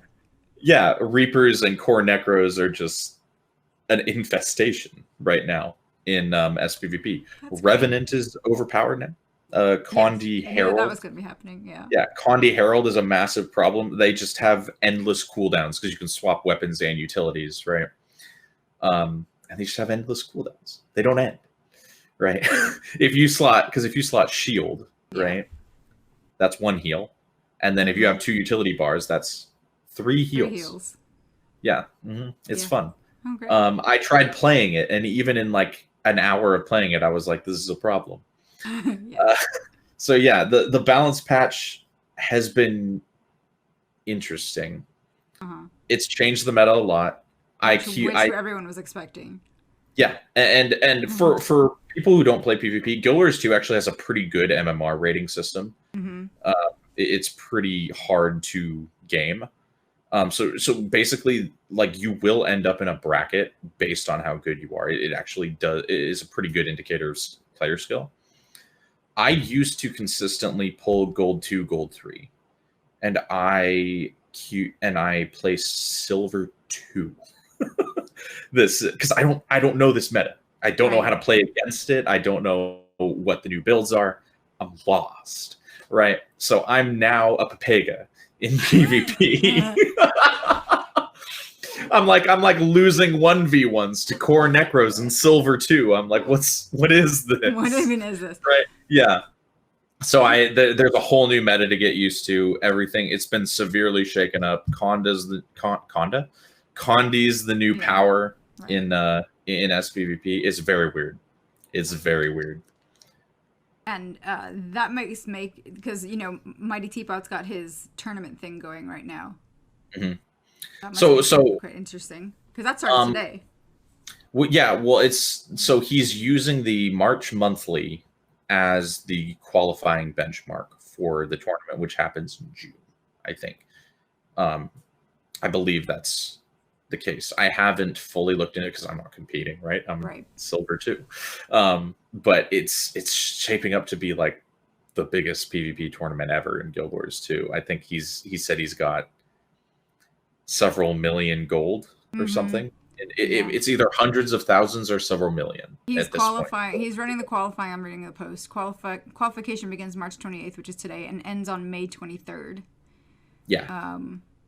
And I think it might be the monthly tournaments for March, April, May, if I'm not mistaken, are going to be the qualifiers, and then the top teams are Teapot's going to take. Top 6 teams from each region will qualify to play in the regional finals, and the top 2 regional teams will progress to the global finals. Well, and the interesting thing about that is, I never watched his raid tournament because I don't care about raiding. Oh, his raid tournaments were good. But I kind of enjoy watching him commentate. Have you heard him commentate PvP? He's good at it. Like he's really good. He's a good commentator. Yeah. Yeah, and he makes it very exciting. He's and he's done these tournaments now several times, so he's got the whole system of how to organize it, how to commentate, bring in the shoutcasters. And the PvP, the like the head-to-head competitive aspect. I watch him do the daily AT sometimes, and like the head-to-head competitive aspect of it, I might actually watch. Like, I might tune into it. It sounds pretty good. I heard, and I haven't been following it super close, but I heard a money, like dollar amount thrown out in the prize pool. I don't know if it's actual money he's giving out or if it's like the gold value in money. But it's a hugely lucrative tournament. It's crazy. All qualifiers will receive gold, and the top teams have a chance to win cash prizes, gold, gems, and more. That's wild. It's like several $1,000s in cash. He's had a counter going on his streams for the prize. Yeah, it's wild. It's pretty exciting. Yeah, it's pretty good stuff. Yeah. So interesting stuff. So you're not really okay. So takeaway, Condi is king currently, and probably needs another rebalance. But yeah, and going into the next topic, like the reason why I've been playing so much PvP in World v World is because of the new legendaries that they put in. The amulet and the ring. Amulet being PvP, ring being WW. So I'm showing. I would like these. I want them. Yeah, you're playing all of this stuff to get. So the amulet, because the legendary trinkets, even the ones that are available via PvE, cannot stress this enough. I will never get them. Why? Because I cannot be asked. I will never get them. They're and fun. I raid, and I get some of them, and I get some of the pieces and stuff from raiding. I just don't care. I don't care fun. enough. Like it's some of the best content. Getting trinkets. Aurora is awful because you already have the henge back. I do, so don't you? I do. That's the hardest bit of Aurora out of. I know. It's free. It's smooth sailing. It's literally don't care. Literally don't care. Oh my goodness! And I probably should. Vision is a lot of fun. Yeah, I know, and I have parts of it done already because I've run into things, and I raid, so I've gotten some of the pieces through that. Literally don't care. I'll never do coalescence. Don't raid enough for coalescence. I mean, but yeah, I would like these. Yeah. So we're gonna show this off. I'm gonna mute the video though. This is Transcendence, which is the amulet. Yeah. So this is the one you get from PvP, and people have been criticizing the visual effects. They've been calling it the dinner plate. It does look like a dinner plate. Yeah, and see that one has kind of an orangish fire. Glow. And then I believe Conflux, the WW ring, has a blue hue to it. And you can kind of see images in the orb. Like, I think it's cool. I would like it. That you see the image in the orb is kind of cool. Yeah, I think it's tight. And it hovers very far away from you. And that's to give the pre-existing legendary trinket effects that already exist do their thing. Which is smart. So yeah, have full legendary trinkets and have all your effects which is just, you have a trail of globes basically following you around. Yeah. And fun fact, though, you can make this without the effect. So what you do in the crafting process, and that goes for both of these, you build yourself a legendary amulet, and then there is an additional Mystic Forge recipe to then give it the effect. Yeah. So because there's a lot of people who don't like the effects, right, and have been wanting to hide them. What I do like is that the image isn't that one of the PvP arenas? It may be. Yeah, I can't quite tell. It may be though. It looks like the one that looks like the Colosseum. What is that one called? Is it the Colosseum? This is how much are PvP people. Yeah, it does look like the center of Eternal Colosseum. Yeah. A little bit. Yeah. Which is kind of cool. A little bit. Mm-hmm. Yeah. All right. So then from there, I'm going to stop that. And the requirements for that, by the way, this thing is why I've been playing ATs. You need 20 match wins in tournaments to get one of the items for this. The other requirement is 120 ranked PvP wins, which For a PvPer, like Naru's done already, Right. Oh yeah, I'm right? sure. Yeah, like, but for a non-PvPer, that is a steep ask. It is a really steep ask, and it's a pretty tough get for PvE players, I would say, or even for people who just PvP casually, right? It's a pretty tough, steep achievement get. Right. So this is Conflux. This is Conflux, which is the ring from that you get from WW. Yeah. And again, you've got the little image that's Same in the orb. Different image, I think. I think it's like a building in the image. Yeah, it's going to be more like a keep or something. And it's nice and blue. WW, yep. And it's got a bluish white effect to it, which is kind of cool. Yeah. I feel like these two have a bit more flavor than the PvE ones, which just look like orbs out of the mists. Well, I mean, Coalescence is a turd. It's a poop. Have you seen Coalescence? The revolving turd over your head. It's so bad. But yeah, these I like these. Again, some people don't like the dinner plate. You can make it without the dinner plate. You don't need it. Don't worry about that, right? The weird disconnect. Chad is saying that's stone mist in the orb. It might be. You might be correct, Josh. But the disconnect between these is the WW achievements are way easier than the PvP achievements.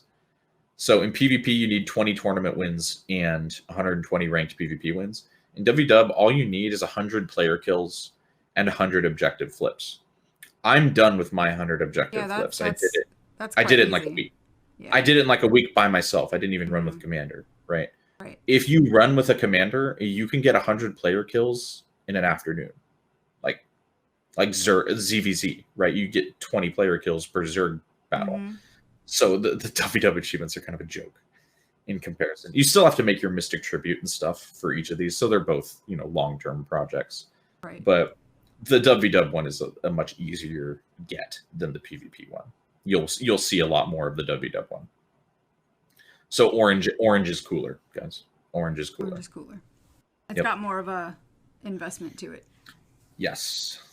And yeah, that's why I've been doing ATs to get. I'm never going to do ATs again after I get my 20 wins. I'm 10 out of 20 right now. I need 10 more. And the funny thing about doing those ATs is you get a gold reward for participating, but it's not worth the time unless you place very high. And we got second place one night due to just process of elimination. We didn't play well. Yeah. But just elimination, we got second place and we got like 20 gold. And we were like, oh, that was nice. But most of the time you play 3 or 4 matches and you get 5 gold because you lost most of them. So yeah, the ATs are awful, but I'll slog through them. And then 120 ranked wins is going to be awful because I'm not a PvPer. Right. Good luck, my friend. Let me know when you're done. Pretty long-term project. On the other hand, I play a lot of World v World, right? So I have everything WW related for the ring, pretty much. Like it's 1850 tickets, and that's about 5 to 6 weeks, I think, of full pips. You can get 365 tickets a week through pips. So that's long term if you don't have the tickets already. But anybody who's hardcore into World v World probably has the tickets already. Yeah. So yeah, they're kind of interesting requirements. Yep. Like I said, good luck. Yeah, Miko's like, I'm not doing that. I'm not doing it. Not a single legendary trinket for Miko ever. No. I mean, if I do ever make any of them, it'll be because I'm absolutely bored. But right now, the thing that I really want to finally go after hard is Exordium, because I've got a bunch of pieces for it already. I just need to and I've got mats, so I just need to sit down and actually start working on it. Yeah, do it. So. Really quick on the PvP, did you try the 2v2 at all? It's awful. I haven't had time to play. It is terrible. It is one of the worst. It is one of the worst things they've ever decided to implement in the game. I hate it. That's the end. I don't even need to talk about it more. It's bad. Okay. 2v2 bad. Yep. Aaron has spoken. Yes. Okay.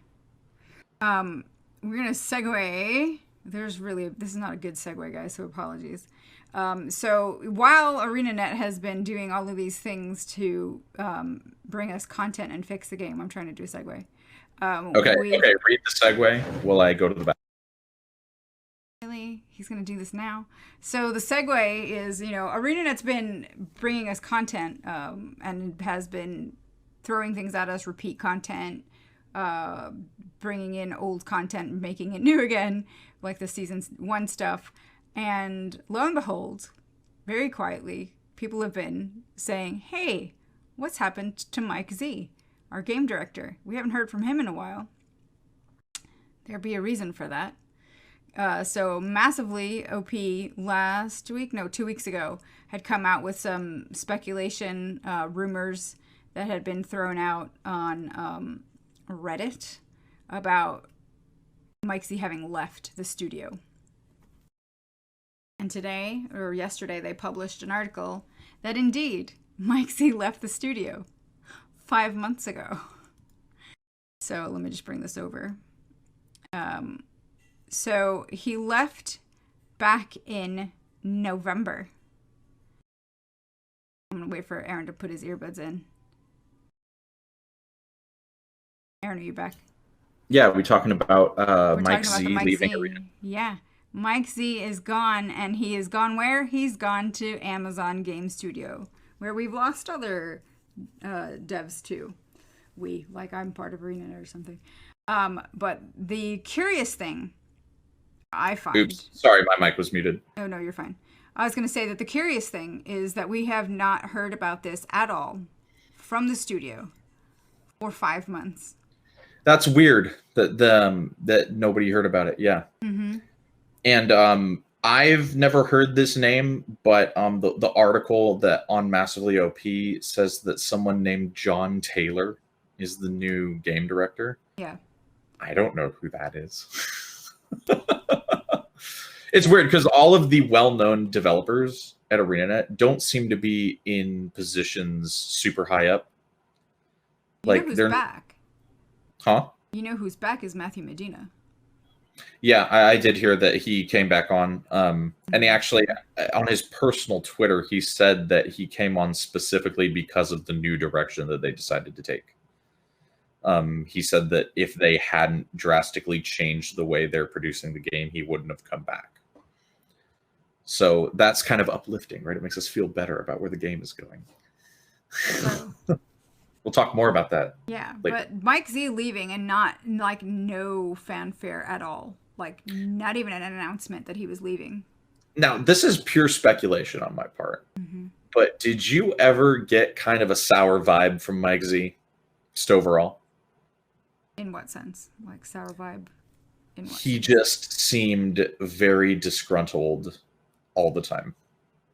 No, I never got that. I got the impression, and I could be wrong, this is wild speculation on my part, but the impression I got from the period of basically through all of 2019, from the layoffs onward, that he was not happy with how things were going at ArenaNet.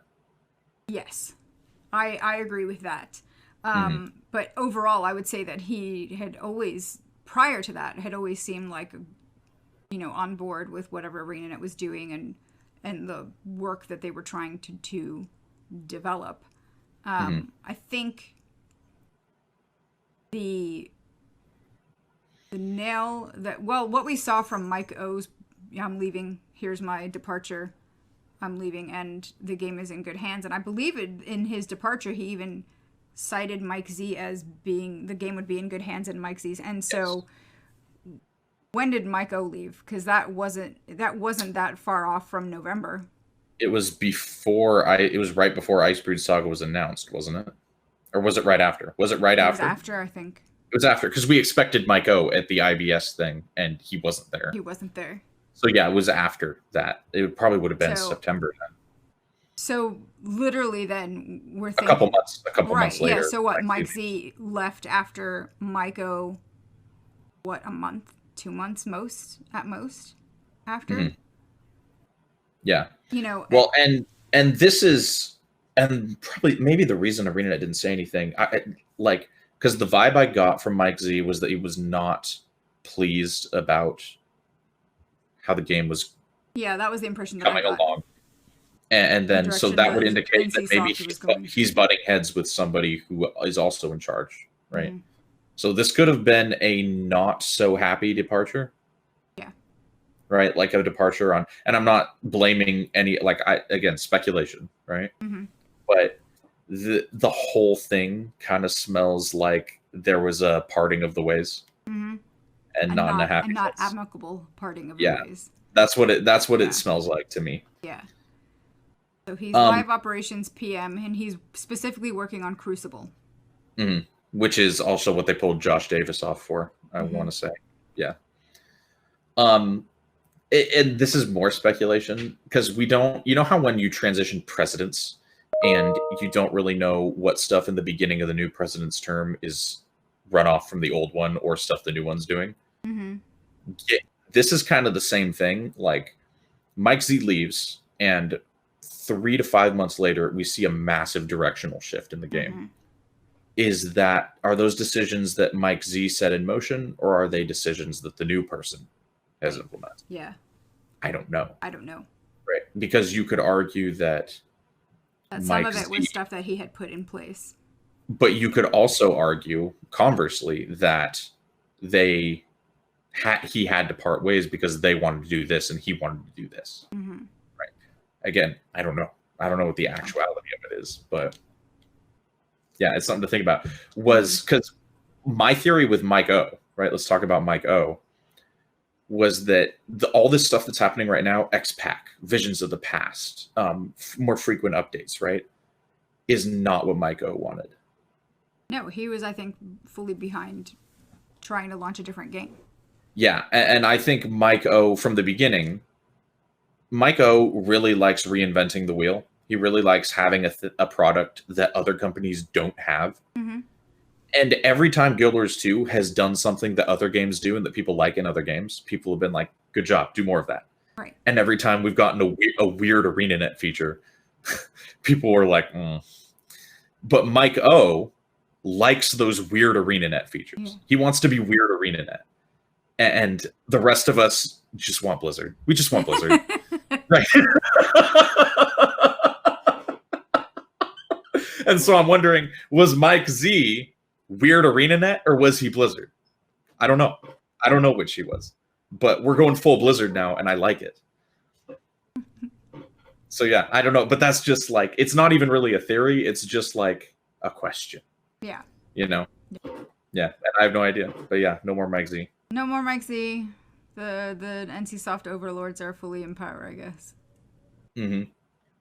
So I don't know. Which I mean, we've got good stuff going on. So yeah, and there's a lot of stuff for people to do.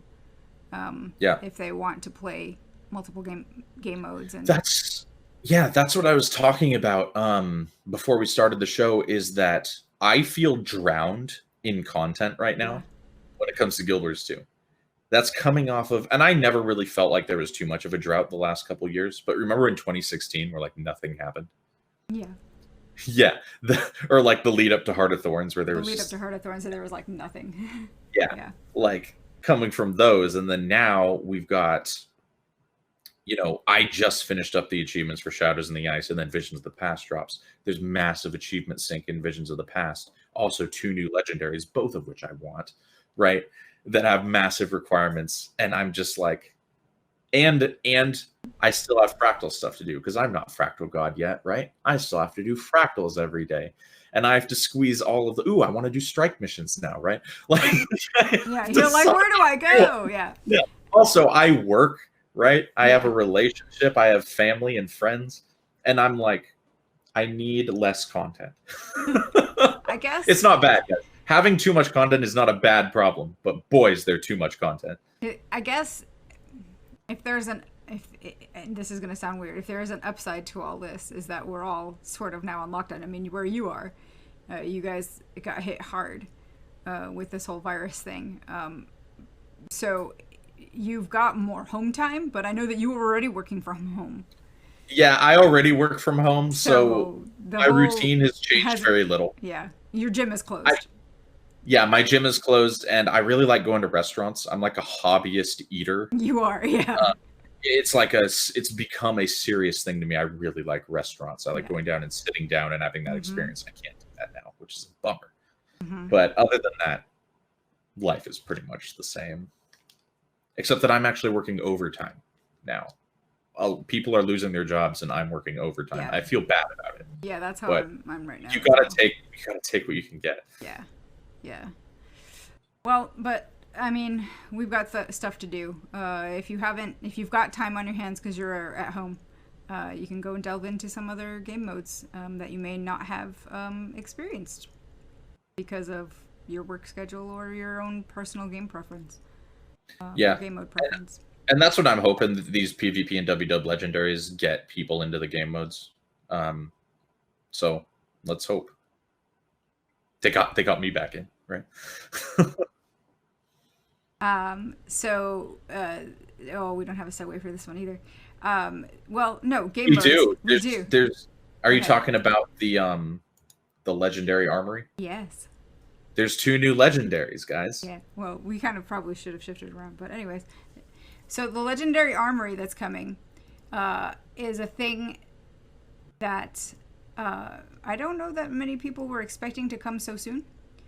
But it makes legendary anything, armor, weapons.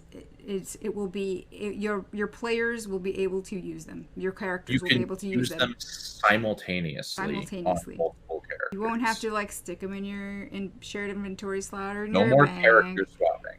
Yeah. No more swapping. I'm kind of looking forward to this. It might being the operative word, it might entice me to start crafting the other weights, medium and heavy, of legendary armor. I don't know that I've hit that level of crazy yet, but it might. You never know.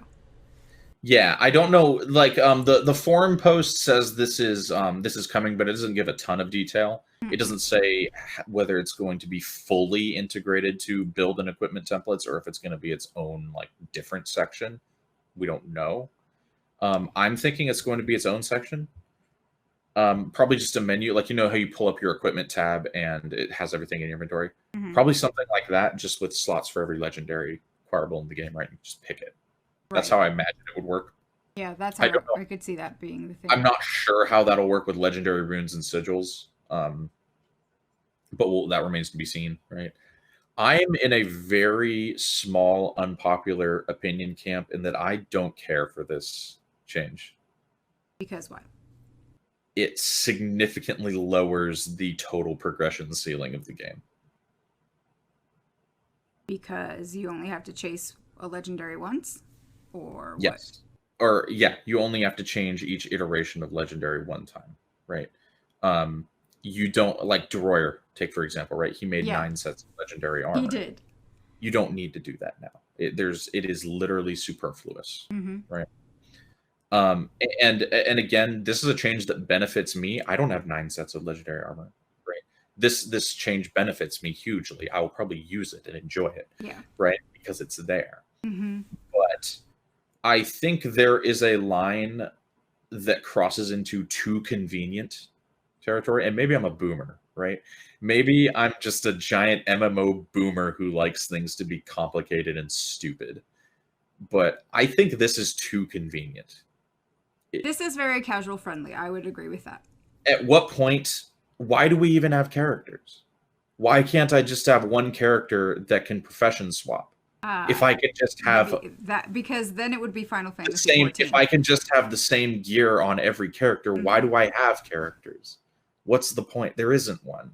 It's a role play meme. I mean, and that's the thing in Final Fantasy 14. You don't have to have alts in that game. You basically can have access to every single class and job on one character, and you just and with this, that essentially eliminates the need for characters in Guild Wars. We don't need them anymore. Every achievement in the game is account bound, with the exception that you cannot switch between classes on one tune. I know, but with this coming in, classes are the only reason. But why do we even have classes if you're putting this in, right? I'm just saying. I think it crosses the line into too convenient, but nobody agrees with me, so Like even chat is calling me a virtue signaling boomer. So yeah, no one agrees with me, and I recognize that it's a silly thing to complain about. Ooh, they're giving you a convenience, and you complain about it, right? Yeah. But yeah, I can't help that it's how I feel. I understand that this is a good change. I just can't help but not like it. Yeah. No, I can see how like a chat saying, and what I know that Droyer posted about, that it devalues the work that he put into getting all of those different sets of legendary armor. I don't even necessarily agree with that. I don't like the statement that it devalues that, because you've had those this whole time where you did need them, and you've gotten the value out of them for that time period. He's had them for sure, but now he's gonna have sets of armor that are just sitting around, unless support decides to reimburse him. They won't do that. Yeah. But he is mad about it. But I don't take, that's not the line of reasoning I'm taking. The line of reasoning I'm taking is for a new player fresh to the game. Their progression ceiling is now significantly lower total than it used to be if they had started playing earlier. That's what bugs me about it.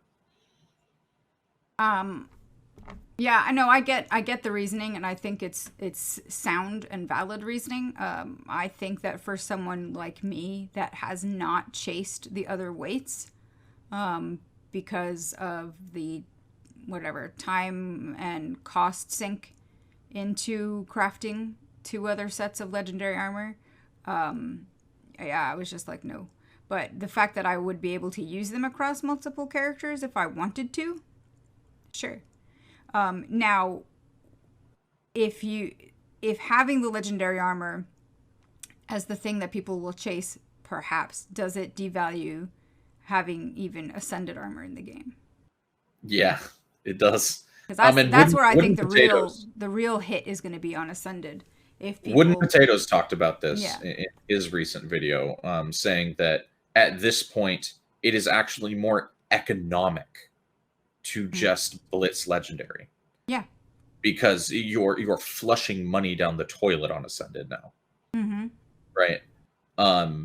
And it's hard to argue with that, right? It's true, and that's another reason. And Wooden Potatoes, I don't think he doesn't like the change, but he did mention the issues with it in his video. Yeah. And I think he makes a lot of good points in that video. And yeah, those are kind of my main issues. Is I just think it crosses into, I like characters and classes stuff in games. So it just bugs me when stuff like this comes in. And you like being able to grind things out and getting those. I like goals, and I like you like having goals. I like the individuality of each character as well. Yeah. And this just completely, for instance, I refuse to transmute any of my legendaries because I don't like it not being a real legendary. Yeah. Right. That's the type of MMO, like that kind of gives you the mindset of the type of MMO player that I am, and why a change like this doesn't really gel with me. Yeah, no, I'm not gonna like rant about it. I'm not gonna cry about it, but I just kind of roll my eyes at it. So there we have it. Legendary Armory is coming in. Do you think that it'll be on the gem store? That's a joke that you made to me when we found the announcement, and I was like, fuck me, it might. Because when I first read it, I was like, oh, wow, okay, great. And I didn't immediately think gem store until someone else pointed it out to me, and then I went, right, because they did that with the build templates. And it was in the... It opened up that, set out that precedent. And I'm not going to lie to you, when I first saw this announcement, like the first meme out of my mouth was like, well, I can't wait to buy this on the gem store.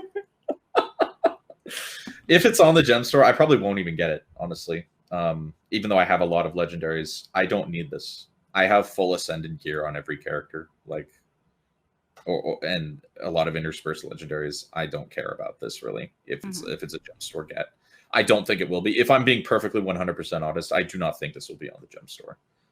But if it is, enjoy that meme. I'll just say that after the build templates thing, I will put I don't put it. I wouldn't be surprised if they did it. Yeah, I wouldn't either. Chat saying they always assumed it was going to be on the gem store. That's where we're at in the mentality of players in the game. Is they just assume, oh, it's probably on the gem store. Right. I sincerely don't think it will, but I oh boy, I didn't think build templates I would didn't be think either. build templates would be either. Yeah, and here we are. And So here we are. if Yeah. here's the thing, I don't think it will be, but if it is, I won't be surprised. No. Yeah. No, not anymore. I won't be caught out by that one. You Yeah. fooled me once. It's all right. So, but in other happier news, if you want to think about it, is that we're going to be getting another living world. They talked about it briefly in their blog post on the Yep. 10th. I want to say it was 12th, 13th. Top is 12th. There we go. 12th. Yeah. So we're going to be getting Super Adventure Festival. That's happening this coming week. Do you play SAB? No. I hate SAB because I don't want to play it, but the rewards for it are really good. Did you know you can get infusions from SAB? They're really cool too. They're like really cool infusions, but you have to do fucking SAB to get them. Like, No. if I could, can you just let me buy them on the trading post? Jesus. I don't mind SAB as much if I'm honest. What gets me, or what keeps me from replaying it, is that I feel like I have to be so zoomed in. I don't know. I get very motion sick from SAB, so I just don't play it anymore. My beef with it is it's fun to play through one time. Like I played through it one time, right? I was like, oh, that was fun. That was cool. But it's not Guild Wars. No. It's completely irrelevant to Guild Wars in every way. I know they've tied it into the lore with the Asura in the box, right? But yeah. It is a completely separate game. And they're like, oh, they put a game in a game. That's very cool. It's very meta, right? Right.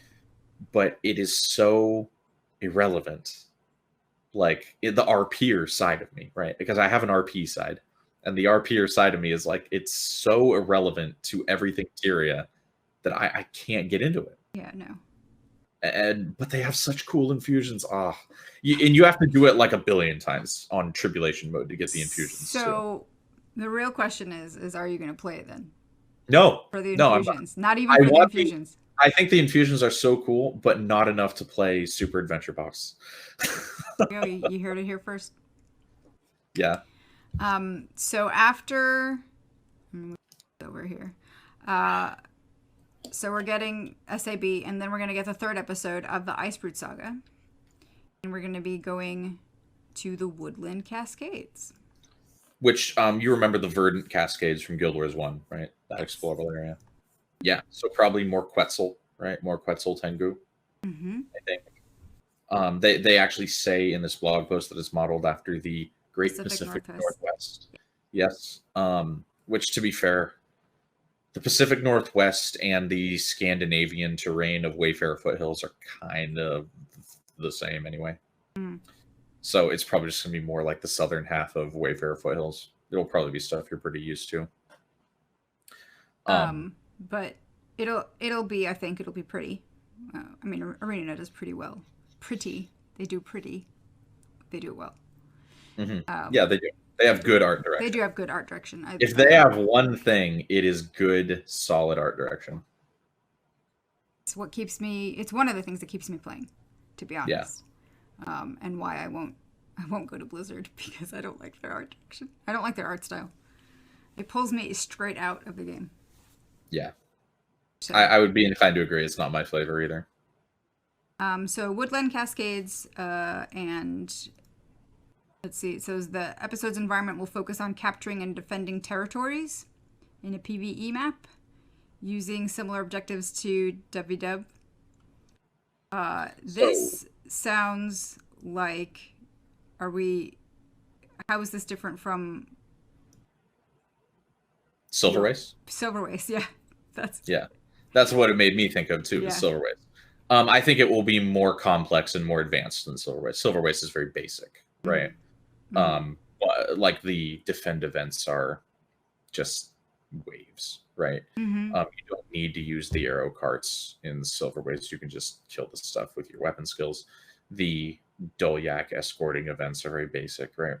Yeah. This will probably be similar, but there'll probably be different objective types, right? Like World v World has camps, keeps, mm-hmm. and sentries and stuff like that. So there will probably be multiple objective types and maybe a little more complexity to the events. And and probably some mandatory use of siege in some capacity. Siege and vehicles. I think you'll see both. More of that tank, most likely. The tank from the strike mission. Well, which leads me to this last sentence here. You'll also tackle a new strike mission with a different spin on gameplay mechanics.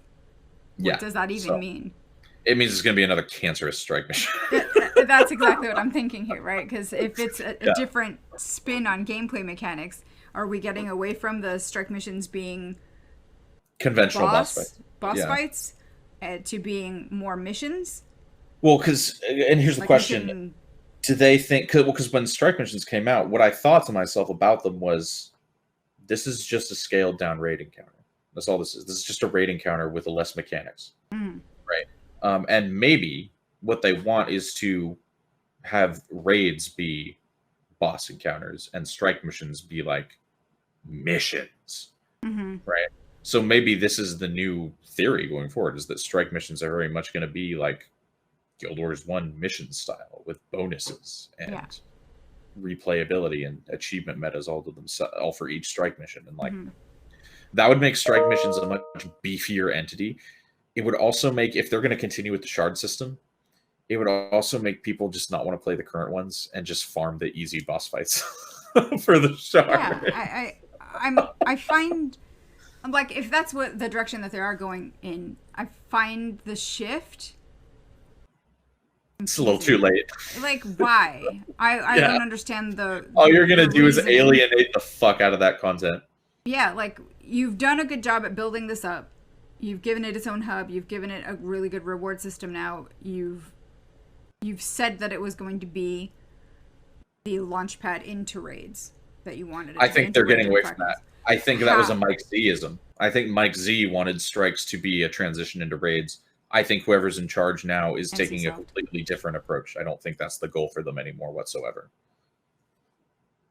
Oh. Yeah. Which sucks because the strike bosses were just getting really good. Yeah. Whisper of Jormag is really fun. Right? So they were just getting to that level, and then they're like, here's steel and fire. Yeah.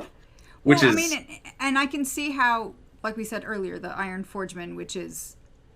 You've done the Sorrow's Furnace dungeon. It's a kind of a reiteration, a new iteration on that end fight. You know, it's an interesting... It's not a difficult encounter, I don't think. No. But, you no, know, that's the thing, is it is more of a pain in the ass. It's longer, but it is not hard. No, it's not. Steel and fire isn't hard. And with a group of 10, I can see it going very quickly. Yeah, well, it can't go quickly because the tank cannot be sped up. No. Yeah, yeah. The tank can't be. But I can see that the burn phases would... Oh, yeah. You can do the Forgeman quickly enough with 10 people who know how to do it. The limiting factor just being the escort on the way there. I don't care if they want to bend, like, turn game mechanics upside down in strike missions. Just don't make me do escorts in strike missions. Right. And don't make them mandatory. Like, you know. So, yeah. So, but, I'm interested in seeing what they're going to do with strike missions now, just because it feels like they're going away from their original. Yeah. What I would imagine for this upcoming map, guys, is think Silver Waste, but more advanced. Be ready for a more advanced version of Silver Waste, I would say. And they like incentivizing the farming of the new map, so expect it to be fairly rewarding as well. I would hope so. Because people are farming the hell out of Biora because you can transform Eternal Ice into volatile magic, which is big money. So, yeah, expect it to be farmable in some way. And that takes us to, what else are they going to be bringing us? The big one. The big news. You guys were wondering if we were going to talk about it the whole show. We are. There it is. They've got some news. There's a third Guild Wars 2 expansion in development. And then they go in to say, we can't talk about any details right now. I am so first of all, they can't tell us about features, story, release date, or timeline, but there's one in development. And then we get that screenshot. And then we get this. Look at that. friends, where are we going? It's clearly Cantha. It's clearly Cantha. And did you hear Finally. about? What? Did you hear about if you download the source of the image, it's named like Xingje, like the file name is like Xingje. Let's find out. It says no. They might have changed. They might have changed. They may it. have changed it, but if you But do, yeah, so yeah, or it might be in the actual website source code. But either way, if you dig deep says enough, expansion 3 JPEG. Yeah, is what it says. I think they changed it because there was a Xingje title associated with the image at one point. I mean, but it's obviously. Who are you Cantha. fooling? Look at what it is. It's Cantha. Yeah, Stop it is. ArenaNet. Did you think there would be another expansion? I hoped that there would be another expansion because I wanted Cantha. I was firmly in the camp of they won't do an expansion ever again. I didn't think that after the layoffs happened and the shakeup that they would be in a position where they would sentences. But I mean, I always hoped that there would be. I'm super curious as to how early in development it is, because I'm wondering if Mike Z greenlighted the expansion or if whoever came on next greenlighted the expansion. It could also be that this expansion, because they're working on Icebrood Saga now, but they could be working on the next saga of Living World, right? And they could have just taken that and been like, actually, we want all this to be an expansion. And you could, if it's early enough in development, you could theoretically use those building blocks and just make an expansion instead of a saga, right? Mm-hmm. So this could have been a Living World saga that was greenlighted, and now they've decided that it's going to be an X-Pack. That's entirely possible. But yeah, I never thought there would be another X-Pack. I'm pleasantly surprised because I like expansions. I think they're good. So I'm happy to be wrong. Very happy. I'm happy that if we're getting expansions, that means that we'll be getting expansion level content and improvements to systems. It means more elite specs, hopefully. I'm curious about that, because balancing is already a nightmare. I'm sure they can do it, right? I don't think 3 elite specs is too many. I think it's right on the cusp of like getting too complicated, right? Like 4 would be like, yikes. I also think that they're going to let power creep just kind of take a back seat, though, because it's more important to have new content, right? Like, people want new content more than they care whether it's balance. Right. And people will cry about balance. Sure. But having the new content there is so much more important than that. I think the fact that they are announcing it might mean that they perhaps think that they're in. I mean, the quarter. Let me complete thoughts here. The fact that they've announced an expansion might make them think either that they're in a better financial position than the numbers actually show, or they're hoping that this will be their big payoff. So here's the thing about expansions. People love, so there's Living World diehards who are kind of from the Mike O ilk, where they want ArenaNet to be weird and different, and they're like, you don't need expansions. Living World works just fine, right? And it's like, well, if you've been watching the quarterly projections, clearly that's not true, right? Because ArenaNet has been a low earner for ArenaNet recently for 2 years. Those people also like to point at Path of Fire and be like, look, this didn't sell well. Path of Fire didn't sell well because ArenaNet thought it would be clever to announce it less than a month out from launch. Right. That's why Path of Fire didn't sell well. That was a really dumb thing to do. They didn't give it enough lead time to really hype it up. Like they did. They went from one extreme of having the eternal hype train of Heart of Thorns, which felt like it was interminable. Yeah. To having no hype train for a Path of Fire. Yeah. And they botched it both times. Balance is always the thing. Well, and people always bring it back with ArenaNet. People always bring it back to the marketing. They're like, they have a great game. They have one of the best MMOs there is, and they can't sell it, right? And if they could just get the marketing right, they will sell. expansion will sell. It will bring in new players, and they will stay. Did you? I can't remember if we talked about it, but did you know or see the link that I'd shared with you? That the marketing guy, the one with the cape from the Icebreed Saga. Oh, the he's merch gone. goblin. Is He's he gone? The title guy. Yeah. Because they brought him in from Square Enix. I don't think his performance at the announcement went over very well. Well, I mean, I always thought that his direction for their marketing wasn't good. Well, because he's probably behind the build template thing. That's probably the guy that put build templates on the store. Yeah, I don't know. I don't know that for sure. Don't go chasing that guy, guys. No, but I know that I always thought that the decisions that they were making for marketing were quite weird.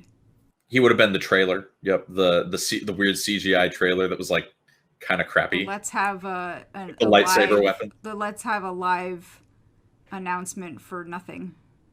For a Living World Saga. Yeah. But no, my thing about expansions is like, if they play this right, they just have to play it right. That's all they have to do. Keep releasing Living World. Don't let up on Living World. And now we know an expansion is coming. So as long as we're getting Living World and we know an expansion is coming, we'll probably be pretty happy. Yeah, and I think if Cantha, they had, and now I'm seeing why I'm my own conspiracy theory. Vastberg did this VR art stream on their channel, on the art show. What is it? 3 weeks ago now? Mm-hmm. And he did VR art, and it was all Cantha. And it was he said on his Twitter that he had been that's why he was doing that, because he was hinting that was a good teaser. Yeah, it was. More things like that, because Cantha has always been the thing that so many people in the player base have been clamoring for, because it's such a nostalgia feel. And the weebs like it. Well, yeah. Why not? But so I think Cantha there's a lot of value in marketing Cantha. If they can do it well. If they screw it up, I will cry. Yeah. Because it's literally like, if you screw this up, it's because you're not trying. Because it's so easy to sell, in my opinion. That's the thing is with NCSoft so invested now. Like, NCSoft made a decision, right? They chose to invest in their asset, ArenaNet being their asset, right? Rather than shut it down, they chose to invest in it, right?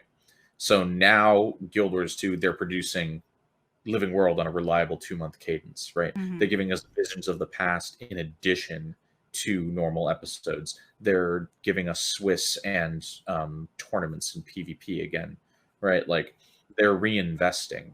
Yeah. And so I think we can see that we'll be able to with the expansion.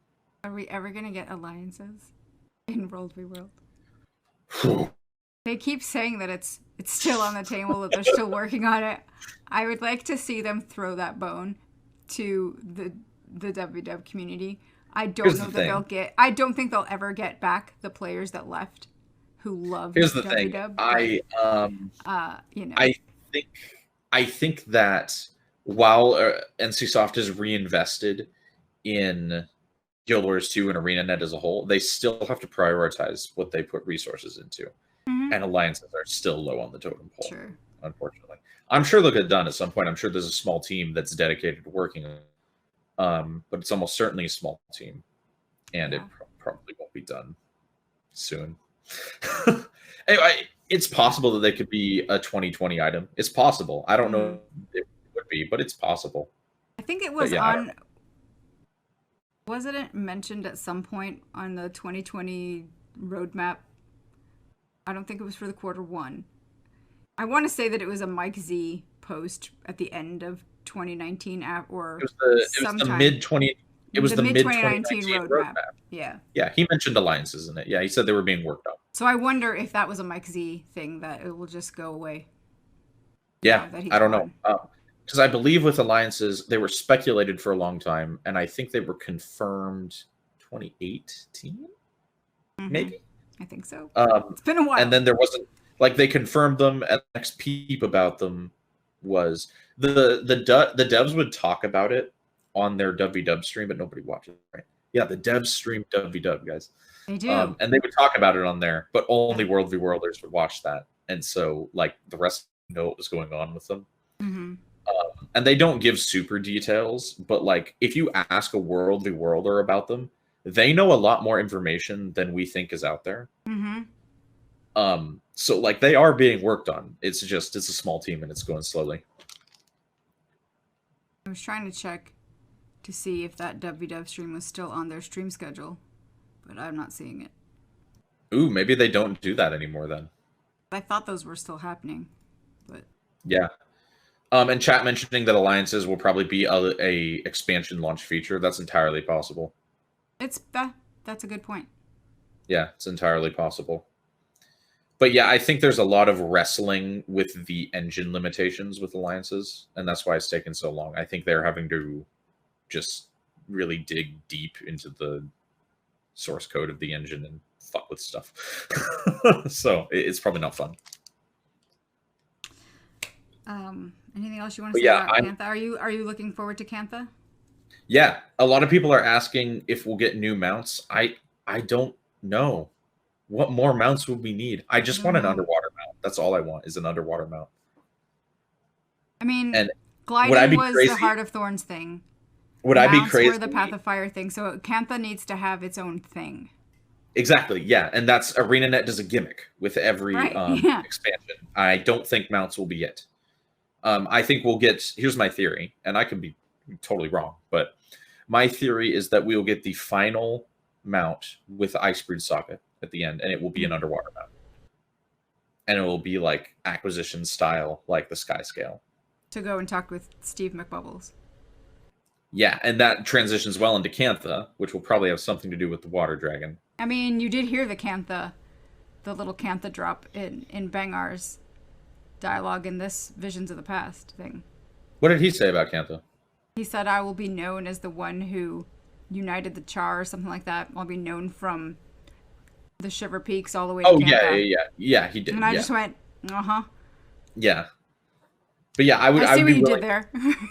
Yeah, my theory is that we'll get an underwater mount at the end of this, and that'll be it for mounts. That'll be all the mounts in Guild Wars 2. I mean, they have everything covered, right? The Sky Scale is all terrain. The Roller Beetle is pretty much as fast as you could reasonably ever want to go. And then underwater is underwater, right? Right, because no one wants to fight underwater. But if we had a mount to ride underwater, give us a dolphin or whatever. Exactly, yeah. And so I think Cantha will have a different spin, most likely. I wonder what it'll be. Yeah, here's the thing. They're a lot more creative than I am, right? They're game designers. I'm not.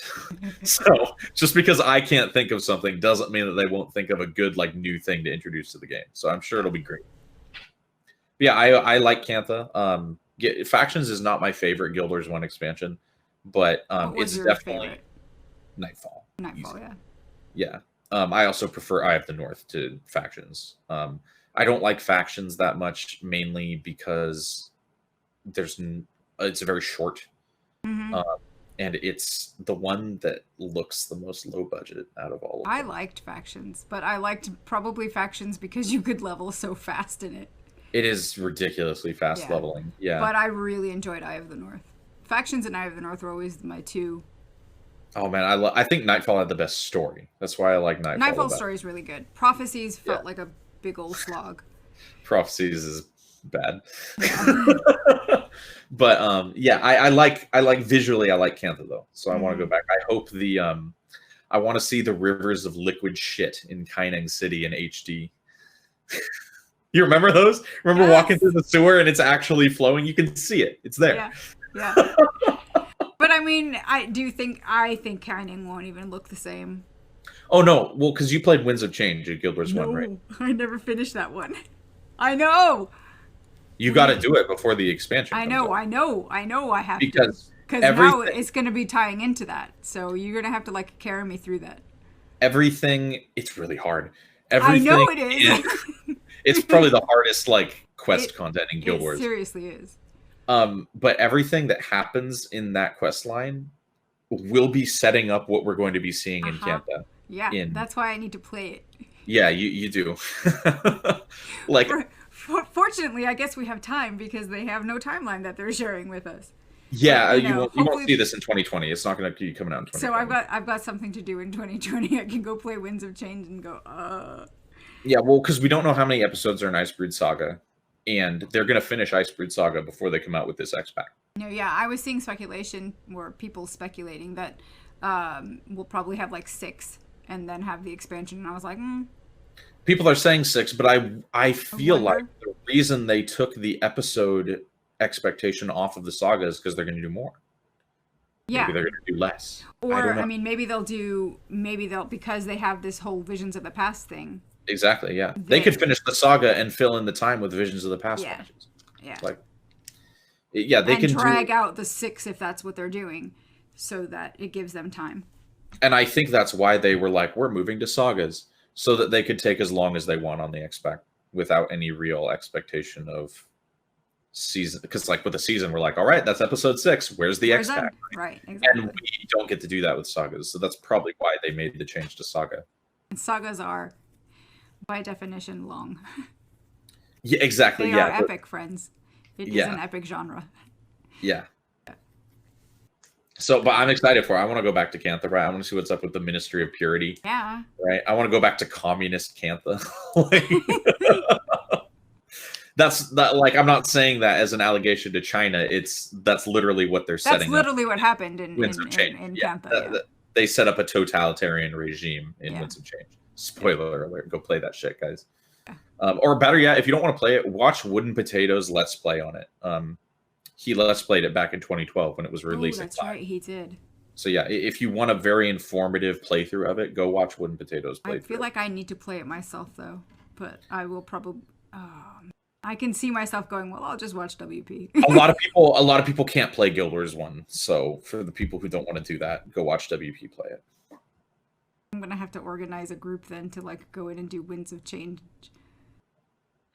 I hope we get to talk to one thing I will say. I hope we get to talk to Kunavang. Yeah. In Kantha, because she's like the glint of Kantha. She's the glint of Kantha, yeah. Which means she's probably a minion of the Water Dragon. Mm-hmm. So she'll probably. I don't know if they'll play like the same angle with her. Maybe she's a bad guy, right? Who knows? But I'd love to talk to Kunavang. And maybe get some like you remember the Ascension in Kantha, like getting closer to the stars. Mm-hmm. I'd love to dive into that. It's tight. Yeah. There's good stuff in Kantha, there was good stuff in Factions. So. Ooh, and envoys. Let's meet the envoys. Yes, and we've been getting hints of the envoys in different flavor text, in the legendary armor, as a matter of fact, and other weapons and whatnot around. They have the envoy scythes on the gem store. Mm-hmm. Yes, which is a good staff. Yeah. Scythe or staff? Is it a scythe or a staff? Like the visual on it. The visual is a scythe. Yeah. But it's a staff skin because we don't have scythes in Guild Wars 2.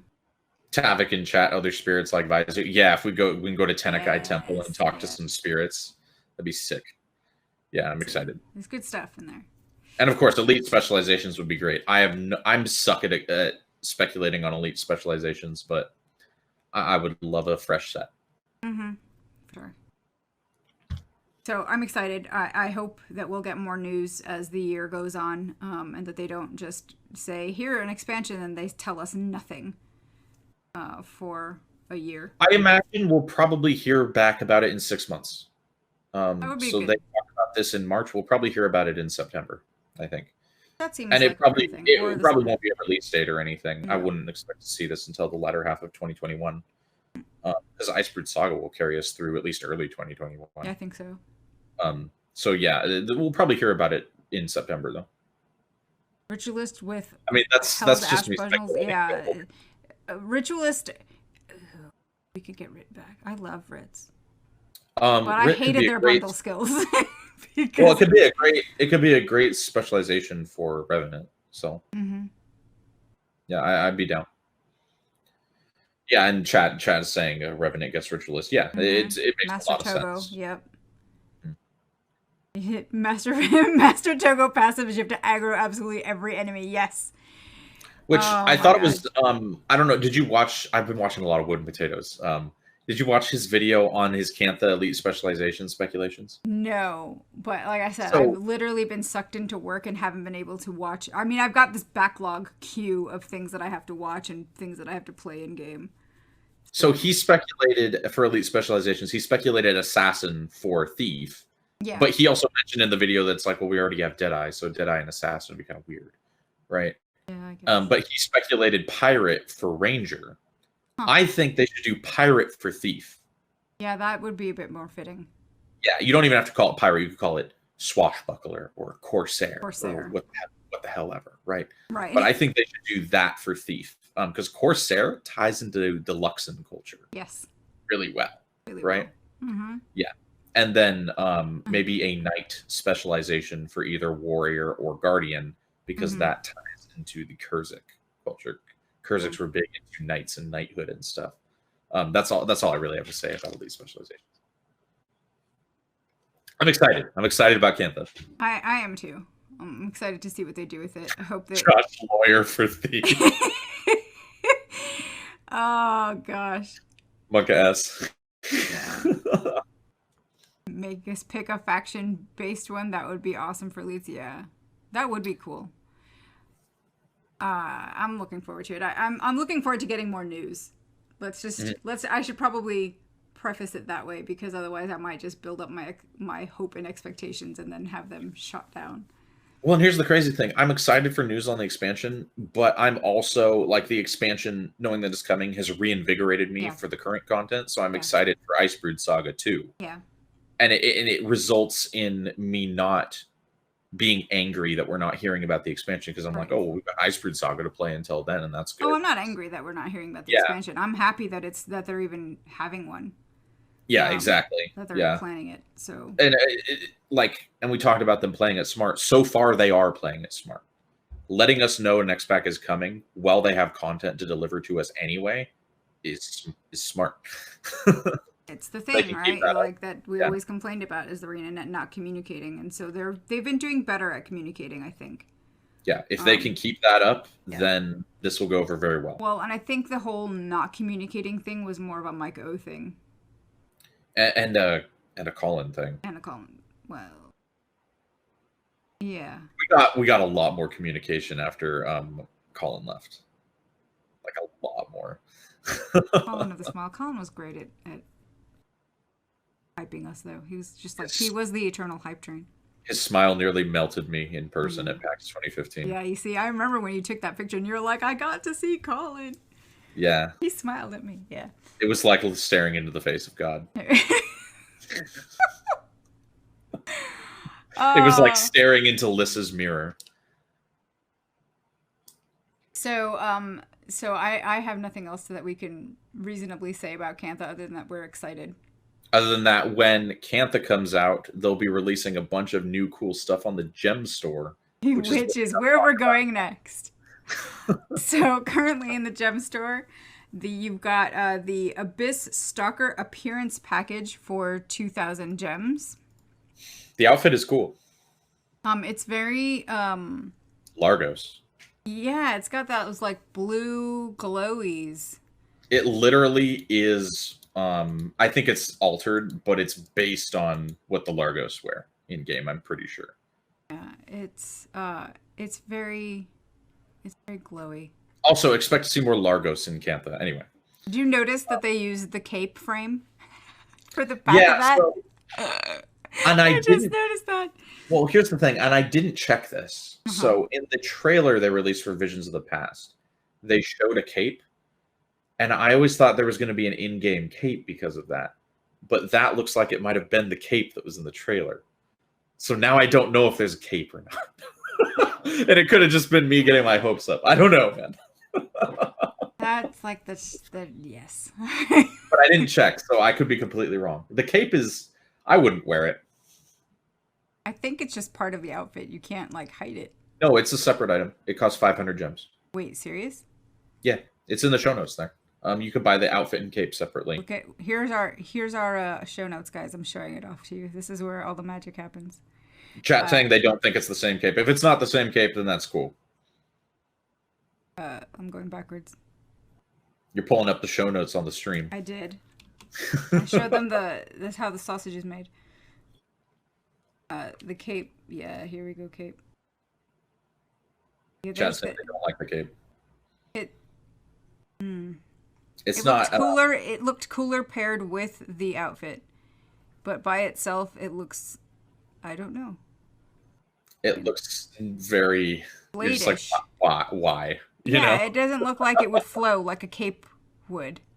It wouldn't. So if you actually had that cape, it would just stay still. It would be like those pieces couldn't be cloth. They would have to be. No, they would have to be metal. They look metallic.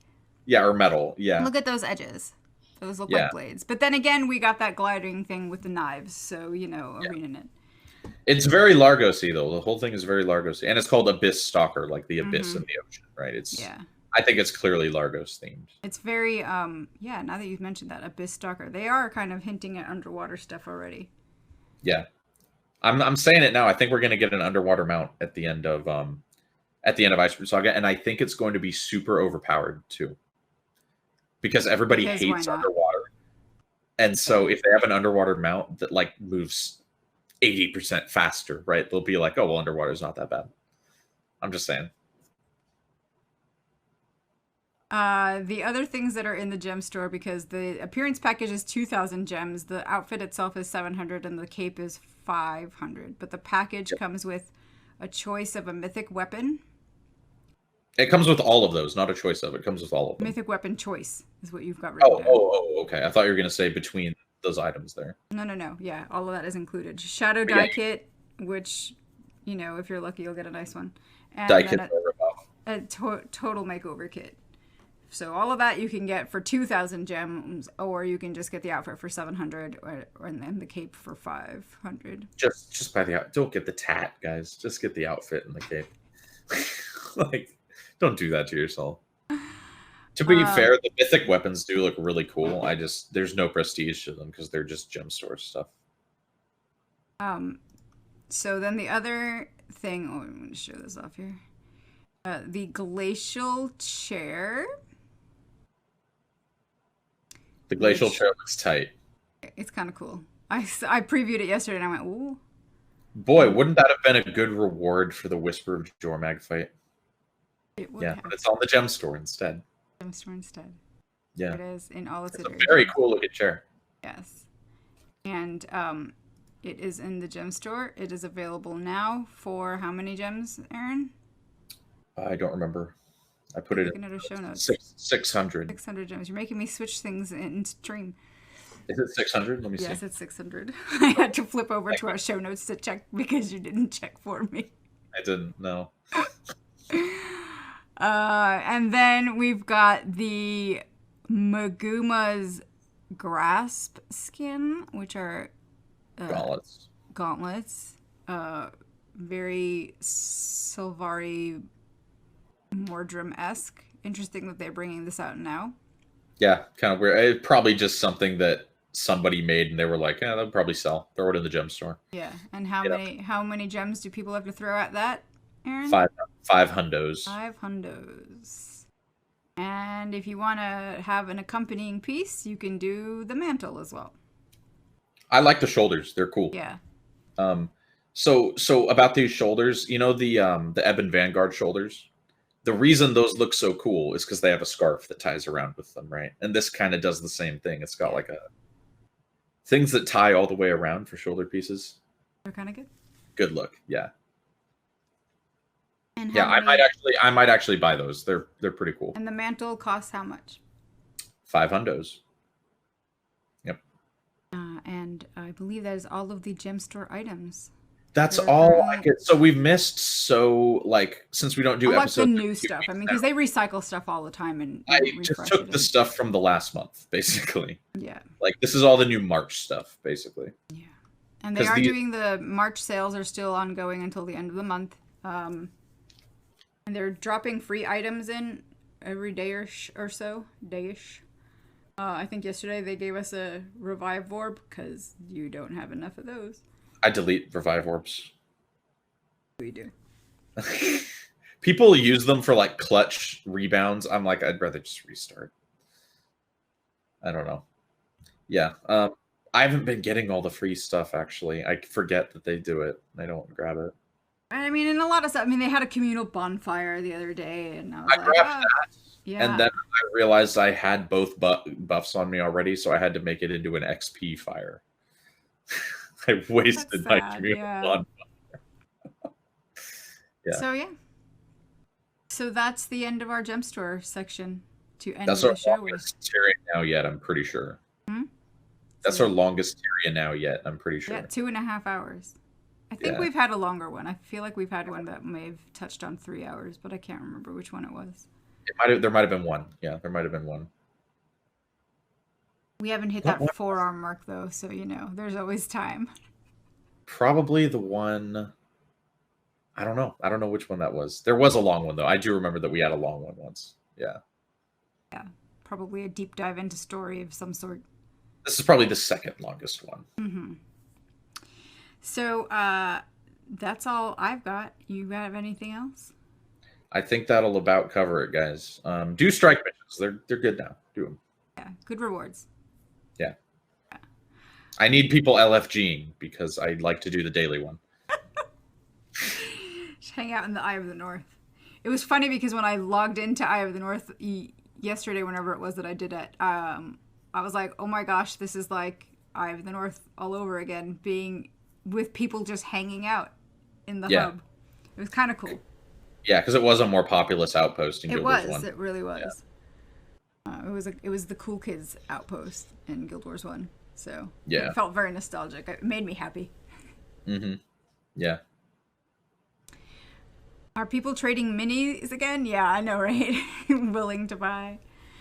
Hero armor. Yeah. Classic Guild Wars 1 stuff. So, Aaron, where can the good folks find you? Twitch.tv/ First of all, guys, follow here at TyriaNow. Hit the follow button, like, right now. It's up there. And then TyriaNow on Twitter, also, guys. Mm-hmm. And then I am at just Monk with 2 M's on Twitter. Follow me there because I tweet out every show episode as well. I stream on Twitch at twitch.tv/monk 2 M's. Twitter handle's also down there. Just grab it, guys. Give me a follow, right? And those are and then YouTube, Monk on YouTube as well. 2 M's, Monk, YouTube. So find all those. And you can follow me at InkySticks everywhere, Twitch, Twitter, YouTube as well. I have not been streaming very much of late. You streamed the other day. I did stream on, when was that, Tuesday? Because I was stress testing my new internet You're doing system. a stress test and you got like 15 viewers. And I didn't even like announce anything. Yeah. People just want to watch raid streams, guys. I was like, raiding and testing new ISP. And people showed up and I was like, what? Yeah. I had no audio for a good portion of it because I didn't realize that when I reconnected my computer that, Windows 10 was going to be like, no, we don't need to like listen to your mic or have your game sounds come through. No. So, yeah, it was great. Good stuff. But yeah. And Aaron's already shared with you where you can find us, TyriaNow. You can also, if you have any comments on shows, you can email us. Or you can leave us comments on our episodes on YouTube. This episode will be going up on YouTube tomorrow. Here's a fun challenge, guys, for everyone who made it to the end of the show. Make sure you comment all the times I was wrong, okay? In detail. Make sure you let me know. How many times was I wrong and what was I wrong about? Go. And leave him links to prove that you were right. Exactly. All right, guys. Well, thank you all for coming out and hanging out with us. We will see you. Let's see our next Ice Brew Saga. Probably. Next Ice Brew Saga episode. So we'll see you after SAB. SAB's coming in April next week. So whenever we get the next episode, hopefully April-ish, May-ish. That's our cadence for the show. Probably May after SAB. Probably get May. Yeah, and who knows? Maybe we'll start doing our shows more frequently again as the hype train for Cantha starts That's true. rolling If out we and get a getting bunch of excited. Canta news that we need to start talking about, Yeah, we'll start we're gonna have to going more ramp up. frequently. We're gonna have to ramp up the show. Yeah. Yeah. But for now, we'll just stick to our cadence of with Living World releases, which we are considering the Visions of the Past as part of. So yeah. Oh yeah. All right. Thanks, guys, for hanging out. We will see you next time. Good night, guys. Later, guys.